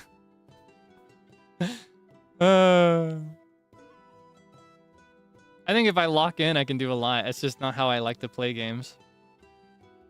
And I think role-playing makes me like it, you know? Like, I'm willing to make those self-preservative decisions and to protect myself and do these things as long as I'm playing a character while I'm doing it. Because that makes it fun. You know? If I have to make these decisions as myself, I'm bored and the game is no longer fun. But if I make these boring, necessary decisions as someone like Calvin, it's like, oh, I'm acting. I'm playing pretend right now. This is fun. You know what I mean? It kind of justifies it. I don't know if that makes sense. Yeah, I would have to be careful about the witches. That was my big mistake, was fighting witches when I didn't have strong spells. I completely underestimated just how strong lightning was until I got it. And then when I had it, I was unstoppable. I think if we did vcraft 2 and I did like a magic route again, I'd be... Oh my gosh, I'd be king of the world. I would know exactly how to get the strongest spell in the game and I would just go straight for those glyphs. Completely random question, but Kaelix wears jewelry. Would Calvin wear jewelry? Not my jewelry. In my case, I don't really take my earring out. It's just a matter of preference, but as you can see... Hold on, let me bring this back. I don't know if you saw this. I made a character reference for him. As you can see,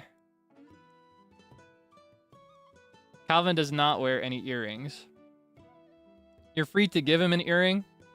The only jewelry he wears was gifted to him. He wears the necklace from Malum, which was technically a cross necklace, but in order to avoid associations with the Church of Chat, I personally envision it as a 4-pointed star instead of a cross when he wears it, and he wears it under his tunic usually. But you're free to draw him with it outside of the tunic. And then he also has a ring that he wears, which is also a gift from Malum. Yeah, it was also a gift from Malum. Gift from his dearest neighbor. I'm not sure, as for the ring, whether he would wear it over his gloves or under. And I also wondered about like having him wear that as a necklace, or wearing it as like putting it on a little chain and strapping it to his belt or something, or I don't know. You're free to explore that however you want, but otherwise he doesn't really wear jewelry. And I will also say, while I'm here, it's my chance to say something about this. I will remind you, I mentioned that like pigeoning was something that was really annoying and troublesome during the playthrough. Shipping was another thing that was really annoying and troublesome that I should probably address while we're here. Just as a general reminder, I personally am okay with shipping. It is not something I mind, and I think it can be very fun.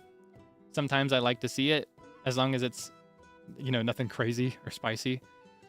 However, I prefer to keep my my places, my chat, my tags completely clean of it, because not everybody wants to see it. For example, there are other people that like shipping but do not want to see the characters that you like. There are people that do not want to see shipping at all.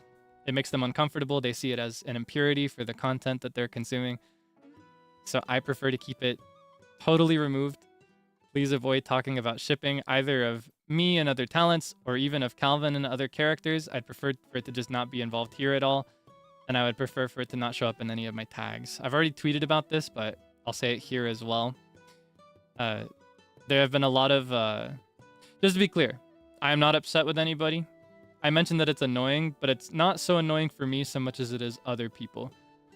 There have been a lot of new people with vcraft, which means that there are people that do not understand or know all of the boundaries that I set in the past. Particularly boundaries like this that I don't prefer to set in writing. I understand that people prefer they prefer for shipping to not be addressed at all a lot of the time, which is why I say it in words every now and then rather than writing it down every single stream. Yeah, so I totally understand that people generally have good intentions and are not trying to make people uncomfortable. That's why I'm saying it now. If you have come from vcraft Enchanted and you'd like to hang out longer now that it's over, please be mindful to avoid talking about this and saying anything weird about it in my live chat and in my tags. Feel free to do whatever you want elsewhere. I actually highly encourage that you make your own hashtags. And I don't mind seeing it. This is for other people. There are gonna be people that do not want to see it. I didn't quite know how to deal with it because whenever it would show up during the playthrough, it would always be at a time when I was locked in on something else. So the only thing I knew to do was just silently time people out for full days or to ban people if it was really egregious. That being said, we can get a little bit into the Malum, the Malum moment, and I can speak my piece on it as well because I believe that Malum the person spoke about Malum the character a little bit and like his perception of things. I can speak as Kaelix the person speaking of Calvin the character a little bit. Because it seems that everybody and their mother thought they were engaged. Piece of lore for you. One, Calvin is very socially maladjusted. So he's very like imperceptive when it comes to romantic advances in general. There were multiple people flirting with him across the entire campaign and he just did not know. That's one piece of information for you. Two, in his home world, in his country that he comes from, whether he knew people or not, he did read stories. And you may think, surely he knows a thing or two about proposals from those. But where he comes from, rings for proposals are not a thing. Rings in his home country are used by magicians, by mages, witches. Rings are something that are used for power and for magic and augmentation. Proposals are something you do with your words, where he comes from. Where he comes from, you propose with words. You say, I would like you to be with me. And you say, like you respond, yes, I would like to be with you too. So from his perspective, with either of these two things, already, there's no... It is at best one-sided, you know what I mean? Number 3, because of his like romantic maladjustment, not reading romance from other people, he's not really feeling any for himself either. You're free to imagine whatever you'd like. You're free to imagine any development you'd like. You're free to retcon anything that happened as you'd like in your own space. But as Kaelix, the player of Calvin, I will say that I cannot personally imagine him in a romantic relationship with anybody. Because that man is immature. That man is so immature, it is bananas. He does not know the first thing about being in a romantic relationship, and he could not handle it. He absolutely could not handle it, and anybody deserves better. Anybody with even remote interest in him deserves better than that. He would need way more time to like socially adjust and to learn and to gain experiences to be a decent boyfriend to anybody. If given enough time, maybe he could learn it. Absolutely, maybe he could. And maybe he wouldn't. Maybe it's something he never has. That's something that does not get covered in this playthrough that lasts 13 days. But I will say for certain that during the time of this playthrough, that's not something he's thinking about. And if it's something he's feeling, it's not something he knows he's feeling. You know what I mean? He struggles to articulate his own feelings sometimes. I described this earlier when I was talking about cognitive versus affective empathy for him.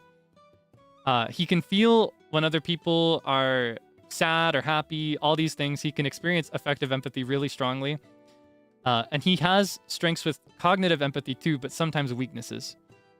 He'll sometimes struggle to understand exactly what he's feeling.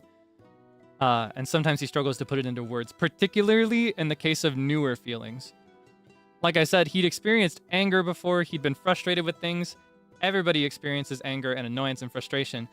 But when Lament killed Malum, and the second Malum came back, that was the first time that Calvin experienced true anger. Like, absolute anger, the kind that keeps you gritting your teeth at night. That was new for him. So he did not know how to navigate that. He didn't know how to deal with it.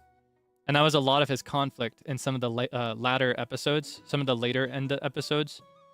He struggled to deal with that. He didn't know what to do about that.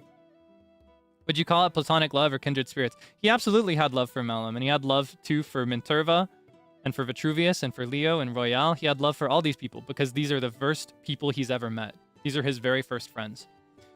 And in Calvin's case, you know, I think Calvin got a bit closer than a lot of others did. They exchanged such kind words, and Calvin was the very first person, not Calvin, Malum was the very first person to write him a letter. It was the very first time that he read words that were written for him to read. And he was very, very, very happy and excited about that.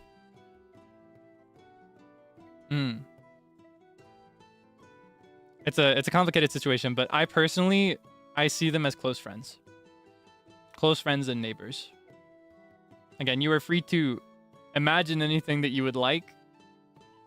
They were not engaged. Just putting that out there.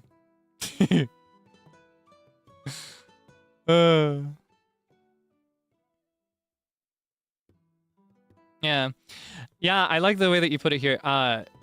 They had a special connection, and it does not have to be romantic for it to be life-altering. I personally feel like this is another reason I speak out about it, because normally I would just leave this kind of thing alone. I think it's fun. But if we're dissecting his character and analyzing his choices and stuff, right? As somebody invested in his character, as a writer and player of his character, I think that it is reductive of his experiences with Malum to make it romantic. I think it reduces what they experience together. I think it makes it cliche and boring. I think it makes it mean less, despite what you may think of romance. I think a lot of people consider romance to be a tier higher than friendship, but I think they're just two different things. I think they're on the same level of importance, just in different areas of like the social galaxy. And I think pushing it into romance just makes it a boring cliche. That's just me, though. Romance is also very fun, and I love reading about it, so I get it if you do too. That's just me, though. pointing my finger up, adjusting my nerd glasses, flashing my buck tooth. That's just how I feel. Hmm.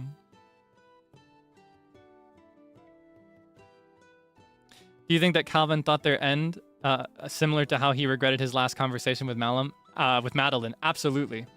I mentioned this before. He saw Madeline in Vitruvius. He saw himself in Vitruvius, but he also saw Madeline in others. He saw Madeline in Minturva. He saw Madeline in Malum. And in the case of Malum, he saw his argument with Madeline in him. You know, this person that he was very close to, that he loved, that he cared about, that he just wanted to be safe. They fought, and then he was lost. Probably forever. So I don't know. I don't know. Shrugging my shoulders. Shrugging my shoulders.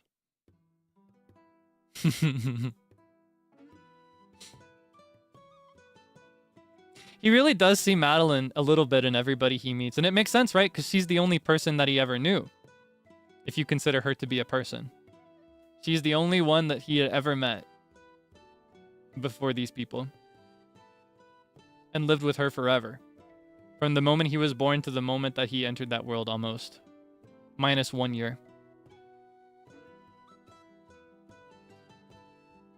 He saw her in everything. Not even just people.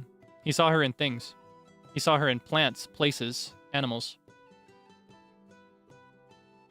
She is literally exactly that. She is the only metric that he has to measure anything he knows and anything he sees and anything he feels.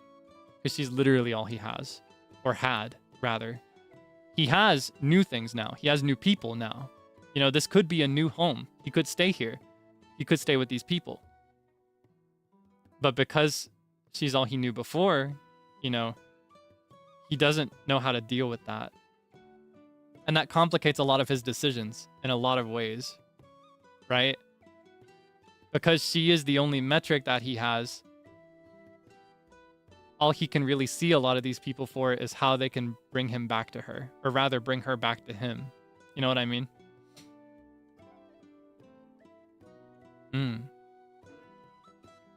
She was at the forefront of his mind in almost everything he did.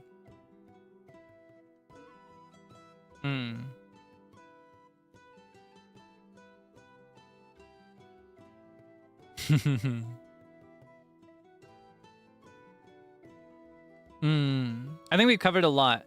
I do actually need to wrap very soon. Like next 15 minutes soon.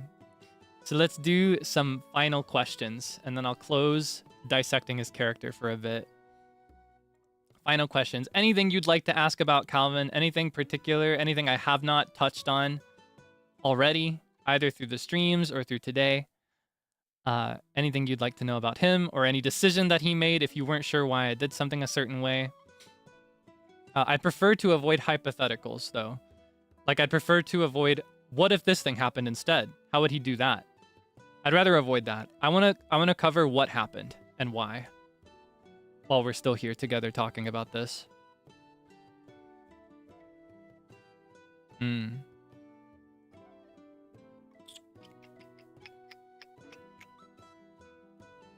Ooh, some good ones. Was the TNT in my house planned? No. My reaction to that was sincere.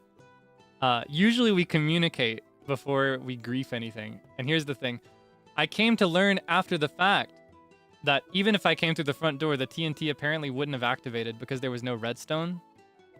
I'm not sure how accurate that is, but it could have been on purpose that there was no redstone. I found out that apparently Lucian forgot to add it. Maybe he did that on purpose so that he could scare me without actually damaging my home. I'm not actually sure. Yeah, no, that one we did not communicate. I was a little spooked. I was like, oh. My reaction in that moment was sincere. I was terrified.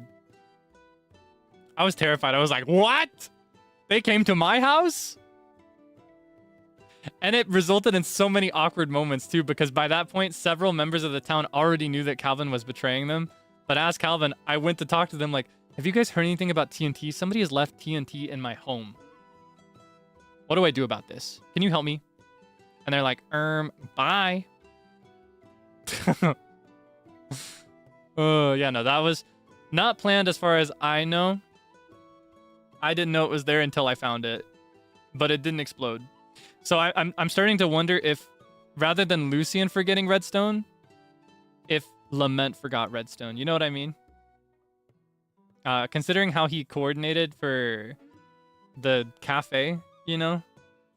I think I remember Malum explained that. I was not in on the cafe exploding, but Malum was. I figure it may have been on purpose. I shrug. Weather changes all random and coincidences. Yeah, no, we had nothing to do with that. The only time the weather was changed on purpose was near the end. Whenever Shu would change it, he would use his mod powers to make things more nice for our big gathering. Let's see. Did Calvin ever think about what Meline would have thought of him for joining up with Vitruvius, or was he just focused on finding her and didn't consider that? Ooh. I don't know if he would have thought of her, but if he did... Actually, no, I feel like he didn't think about her, and that's the tragic thing, right? He didn't really think about what she would think of what he was doing at all. He just wanted to see her again. He was single-mindedly focused on finding her in everything he did. Everything he read, every alliance he made, every spell he learned. His hope was in finding her. But he already knew what she wanted him to do, right? She wanted him to meet people. She wanted him to learn about being human. She wanted him to be socialized. But he never considered that. He stepped through the gate that she opened for him, and he just went looking for her, you know? He didn't consider what she thought or what she wanted at all.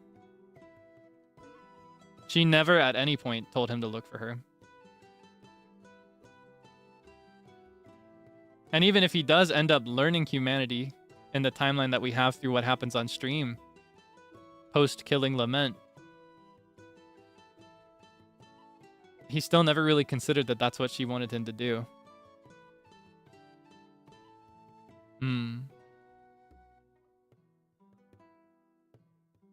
Yeah, he was absolutely more concerned with living in the past than any present or future. He wanted to go back. He was stuck in the world that he lived in before he fought with Meline and before she left him there. He just missed his mom. He missed his mother.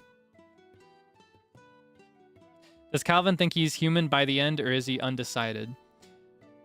By the on-stream end, yes, he's decided he's human. But by my personal interpretation of the end that cuts off at the battle with Lament, it's kind of in between. It's up to interpretation. By the battle with Lament, it depends on how you interpret it. He has either made a full 180 and decided he's human, or he has come to terms with the assumption and belief that he is not human and that he'll never be human. Personally, I think he would have fallen down a path of being very unapologetically inhuman for a good while, maybe forever, after that battle. He would have willingly become a monster in his grief and in his loneliness.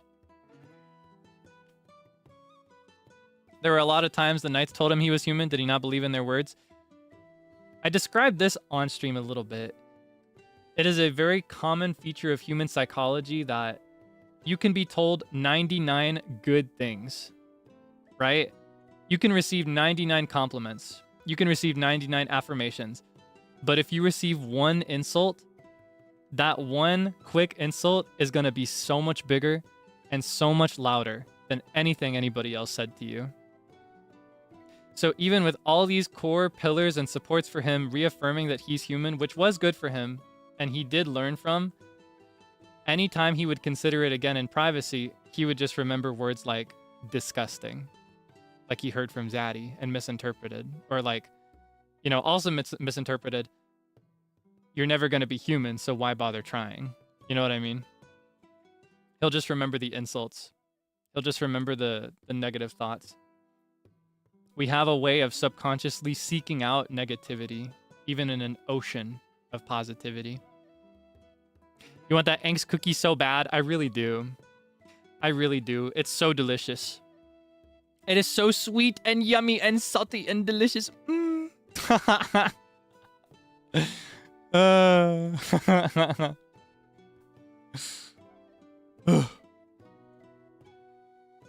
Secret third option. He feels he isn't human, but he thinks it's okay that he is surrounded, that people love him all the same and have their arms wide open and waiting for him. Headcanon. You're free to headcanon whatever you'd like. You're free to imagine anything for him. You're free to envision any mindset, any outcome for him. It is up to you to, rather than taking everything I say as gospel, you know, even as his writer and player, please do not consider my words as like the word of God for him. You know what I mean? It is up to you to interpret his decisions and his actions and cast judgment based on that. I'm merely giving you insight on what I'm thinking as I play him and why I'm thinking certain things. Yeah,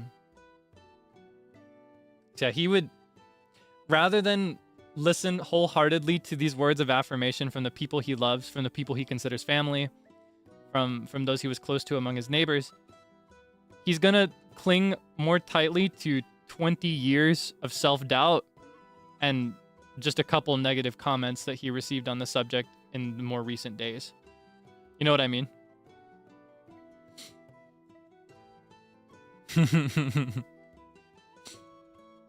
I shrug. Again, though, it's up to you.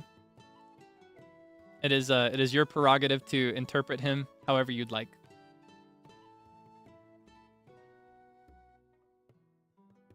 If I allow headcanons, you'll consider him married. Well, you're free to.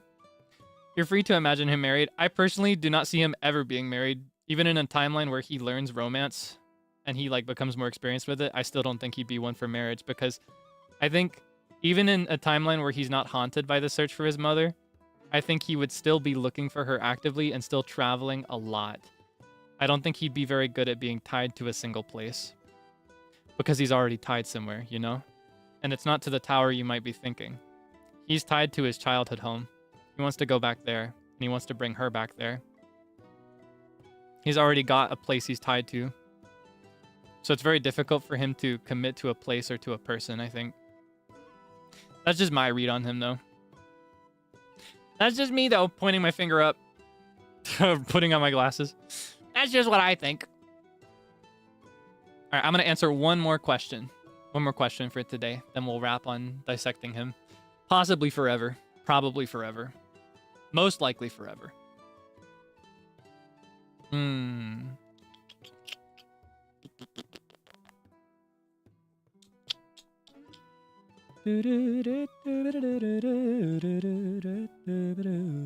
going to try to prioritize a question I've never answered either today or in any of the other streams.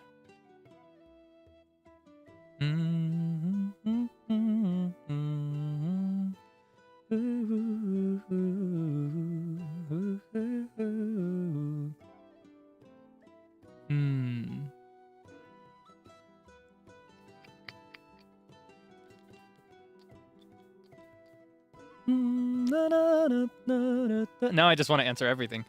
Wouldn't headcanon be fanfic? Because what happened is the canon. It's complicated. And I normally would agree with you. I think part of the reason I'm willing to view it as pseudo-canon is because not everybody was on the same page about how much they wanted to commit to roleplay. Like, I feel like the end for both Vitruvius and Lament were very underwhelming, because the majority of the people in the campaign were more interested in being silly and having fun, which is good and not bad, just to be clear. There's no problem with that. But when we're trying to have a serious moment and the two styles of gameplay collide, it results in a very awkward and kind of disappointing moment. Which is why, for my satisfaction, I like to imagine that something else happened. And I think in a different setting, something else would have happened. And I'm okay with the fact that it did not happen. And I think that the fact that, I think the fact that we had such different play styles throughout made it very fun. And it offered a very big variety so that there was something in this playthrough for everybody. there's a POV for everyone. If you want the cottagecore experience, you can go to Zealand or a couple of the other townspeople. If you want goofing off and silliness, you can go to the Imp or to Zaddy. If you want heavier RP, you can go to the Knights of Ours. To L, I think it offered really good variety, but that collision resulted in endings that were disappointing.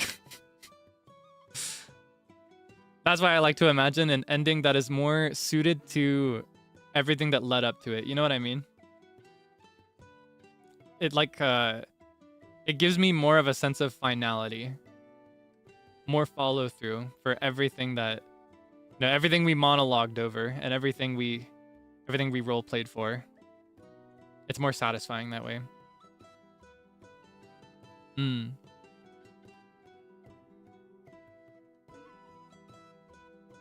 Yeah, the different styles also made it so that people could do things like build and decorate and live their in-game lives.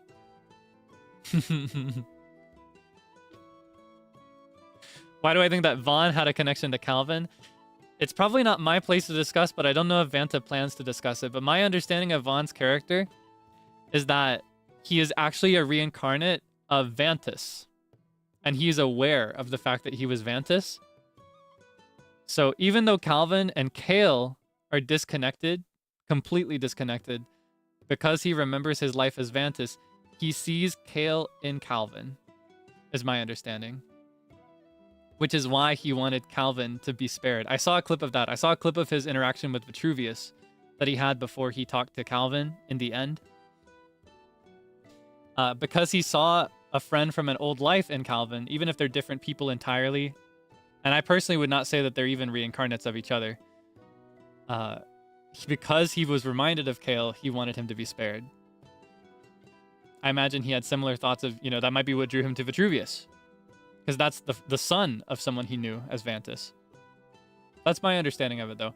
You'll have to ask him if he gives you a setting to ask him about. I would not go into a random stream, to be clear, and be like, tell us about Von Shaline. But if he's ever on a topic where he's talking about it, that'd be a question to ask him. I think it'd be better for him to explain that.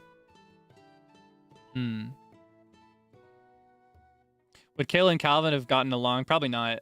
I think Calvin would give Kael the heebie-jeebies. Kael is a friendly guy, but I think he's more of a go-with-the-flow kind of guy. Whereas Calvin is kind of like a stand in the corner and whisper under his breath kind of guy. Even when he tries to be friendly. I feel like they'd kind of... They would collide. There wouldn't be the... I don't think their energy would match in the right way. Kael would be right up in everybody's business in New Witchington, though. I think Kael would have run for the election, run for mayor, and promised nothing. Kael would have been a havoc. He would have wrought havoc on everybody. He would have been so goofy.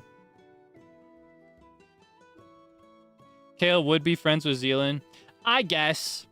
I think you just want Kaelix and Zeal to play together. I don't know. It was so goofy. I'm going to call you out. Just seeing people associate Calvin and Zealand with each other when they never really had any meaningful interaction at all. You drop this. I'm holding a big red nose.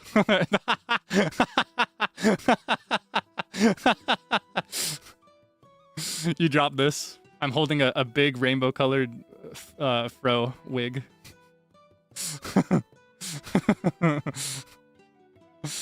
Yeah, even Vox did it. Even Vox did it because we're such good friends, because we're so close. He thought that Calvin and Zealand knew each other. They did not know each other. They were strangers. Strangers to the very end too.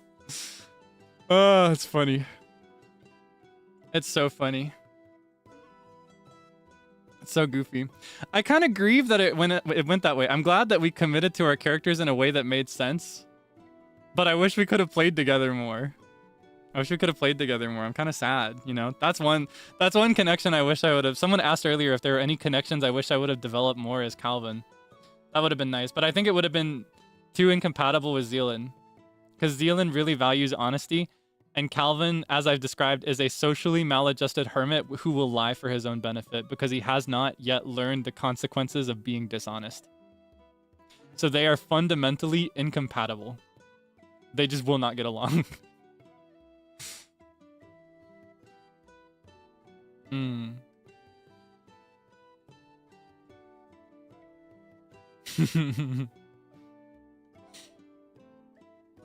Never got past the hole on day 1. This is another area where I consider it kind of pseudo-canon. I described how, like, the end 2 episodes, like the second half of day 12, or not even second half, but like the last quarter of day 12, and the entirety of day 13, I consider them to be like false canon. I consider days 1 and 2 and part of day 3 to be the same, because on days 1 and 2 and part of 3, not everybody had fully figured out their characters yet. Not everybody had fully fleshed out who they were and what they were doing. People were just kind of finding out where they wanted to go and what they wanted to do. And everybody, as players, were kind of feeling each other out. It's like you can consider those moments to be canon. And I honestly do, certain moments. Like playing in the rain, playing tag. That is a formative, important moment for Calvin. That means a lot to him that he was able to play tag in the rain with friends, you know? Because he never got to do that. He didn't have friends as a kid. But a lot of it, I don't really consider it to be significant to his canon. I consider everybody to be in this weird gray area where rather than playing as characters for the first few days, we were playing as players. You know what I mean? There's a little different. There was some roleplay, of course, but it was very different than the roleplay that developed day 3 onward. Want to watch Calvin from the beginning? Where should you start? You're free to watch the first couple days, but it gets interesting from day 3. I will also let you know that on the day before day 1, I did a designing stream where I planned his character. And at the beginning of day 1, before I entered the world, I gave you a couple monologues. I wrote little scripts about lore, both about Meline and about Calvin.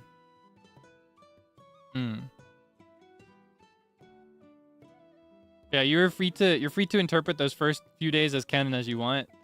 And you're free to start from any point and finish at any point. It is up to you to curate the experience that you like with any combination of POVs that suit your purposes. Just please don't yell at anybody about it on Twitter. Because if you form an opinion based on one POV, you are going to be loud and wrong, and it will be very embarrassing for you. Yeah, Zealand has Gordon. I knew that. I couldn't do anything about it as Calvin, though, because Calvin had no way of finding out that Zeal had claimed Gordon. Yeah, did you know that, Zeal? I named that goblin. I found that goblin in the courtroom while I was cleaning it up and making it, designing it. So I name tagged it so it wouldn't disappear, and I named him Gordon. And he wandered up the stairs out of the courtroom and into the overworld, and I guess you found him and caged him. I named that goblin. It wasn't random. It was not naturally named Gordon. I named him Gordon. Because I saw him and I thought of Gordon Belfoot, the Wolf of Ball Street, from my one-shot D&D campaign that Aya hosted, featuring Vox as Gordon Belfoot. And I never tied him up or kept him anywhere because in honesty, I hoped that somebody would find him. And in particular, I really hoped that Vox would find him. I wanted to keep that mystery alive for a bit, but it's been long enough that people can naturally find out. But yeah. You're so embarrassed for showing Vox? No. He doesn't need to find out. If he wanted to, he could. Because I visibly did it on stream. And people knew that I made him and brought it up a lot. People were desperate for Calvin to find out about Gordon being caged up in Zealand's house. But there's no way for Calvin to find out. That would be metagaming. So I had no way to do that.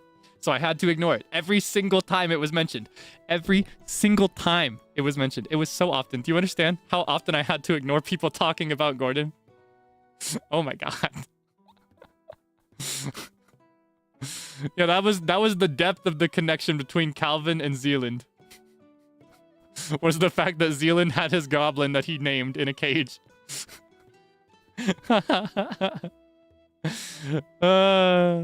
It's funny. So goofy.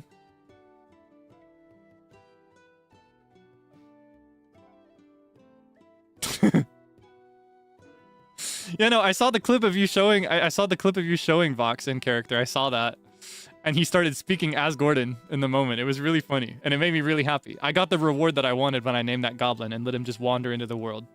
My hope was that eventually Vox would see him, and it would make a funny moment, and it did. So you played your part perfectly, my friend. You've got nothing to worry about, and nothing to be embarrassed about.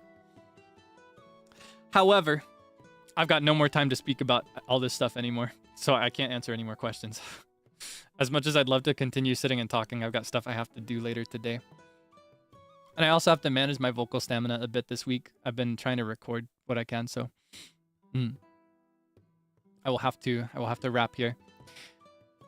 Thank you so much for hanging out with me over the course of vcraft, and also today, if you were curious.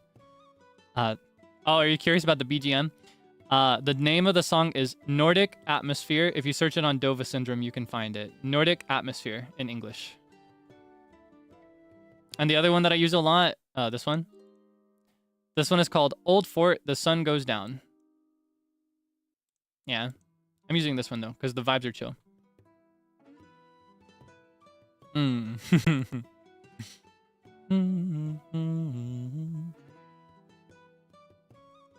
Yeah, I must away. But not before I show you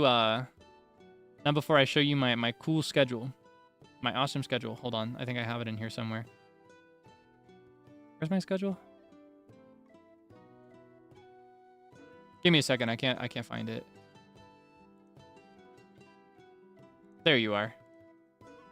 Okay, hold on. Before we go over the rest, I gotta shill this art. Get a look at this. Oh my gosh, isn't that so cool? Look at that. If you think this is cool, you should see the full uncropped art, because I zoom into the face sometimes so that you can be incentivized to go check out the full thing. If you zoom out from this, if you look at the full post on Twitter, you'll find that Vitruvius is on the left side, and there's some broken glass, and you can see Madeline's face in the reflection of the glass. It's really good. I had to do it. Since there's honestly still a considerable amount of vcraft stuff this week, I thought it'd be fitting to do another vcraft image.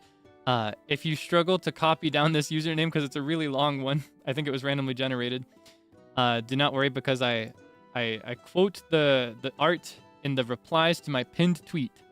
So if you find my schedule pinned tweet over on my Twitter account, and you scroll down into the replies, you can find the full image. Highly recommend. Very beautiful work.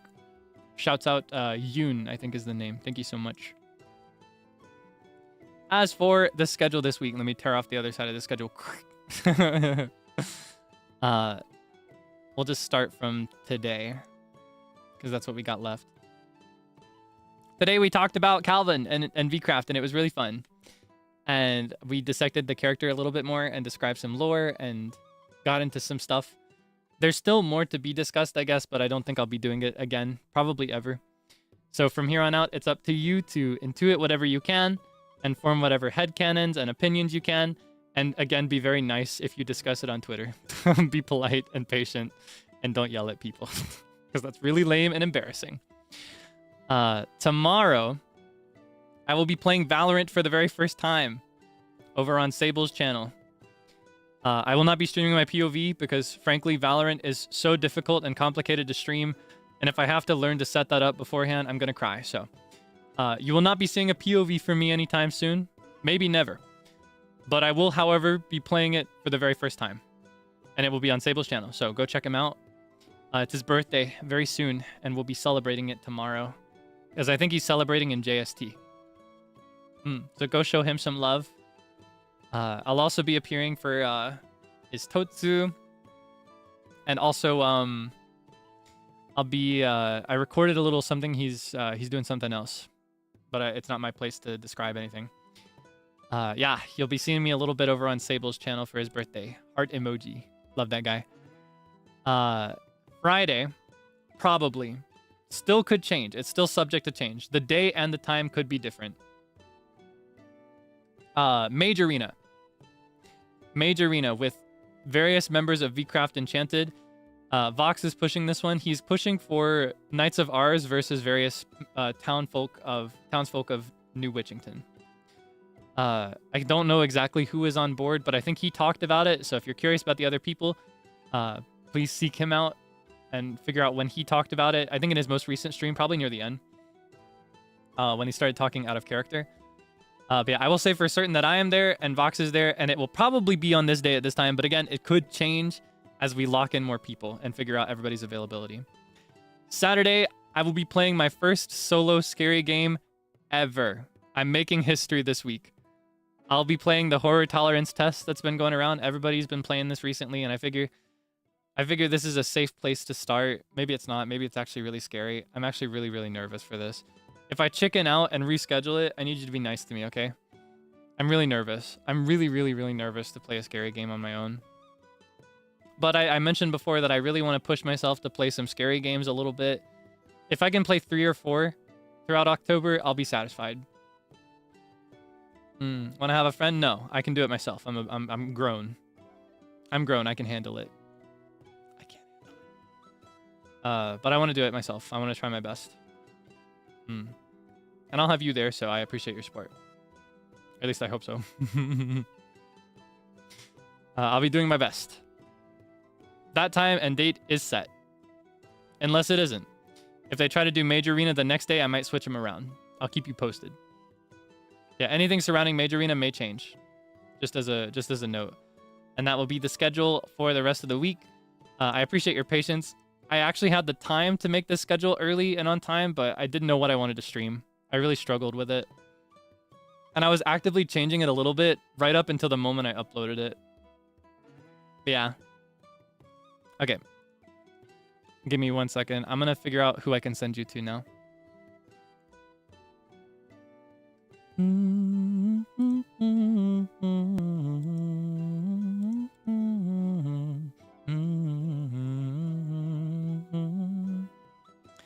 Let's see.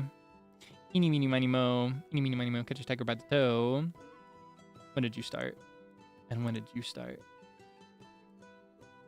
All right. Eeny, meeny, miny, mo. Catch a tiger by the toe. If he hollers, let him go. My mommy told me to pick the very best one, and you are it. Ryoma Baronwort de gozaru. Ryoma Baronwort de gozaru. Okay, well, I'm gonna send you to Ryoma. He lived. That's today's stream. He lived. Admiring the hair one last time. Hey, I think I mentioned Major Arena. I think we're doing that one in character. Like, I'll be playing it as Calvin, even though it's not Minecraft. So you may see it again. Just not often. You may see this outfit that's been made for me to wear. You may see this costume 2 or 3 more times, and then never again. I don't know. I don't know if there will be any other vcraft immersive collabs. Yeah, I don't know for sure if there will be or not. I cannot say. It'll come down to what people schedule and like what the other players are interested in. I love vcraft though, and I can't move on, and I'm attached to these characters, so if I'm invited, there's a strong chance I'll say yes. Wink. No guarantee though, because I also want to move on. I want to go back to normal as soon as I can. As much as I want to cling to this, I don't. It's not what I want to do. You know what I mean? It's like there's part of me that wants to cling to it, feels like I should cling to it, but I know what I actually want, and I know what I need, and it is to move on. I need to leave this chapter behind, as sweet and warm as it was, and I need to move on to new chapters.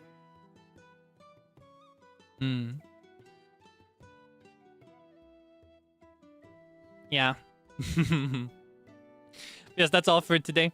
Please be very polite if you cross over to Ryoma's stream. Don't go in there talking about vcraft or about me or Calvin or anything. Be polite, read his rules, follow them, be respectful. You know the drill. Just be very chill, you know what I mean? Be chill as freak. Low-key, do not give a freak. Except do give a freak about him if you participate, all right? And if it's been long enough, if you're tired, if you're pooped, you're ready to rest, that's totally cool too. You do not need to participate.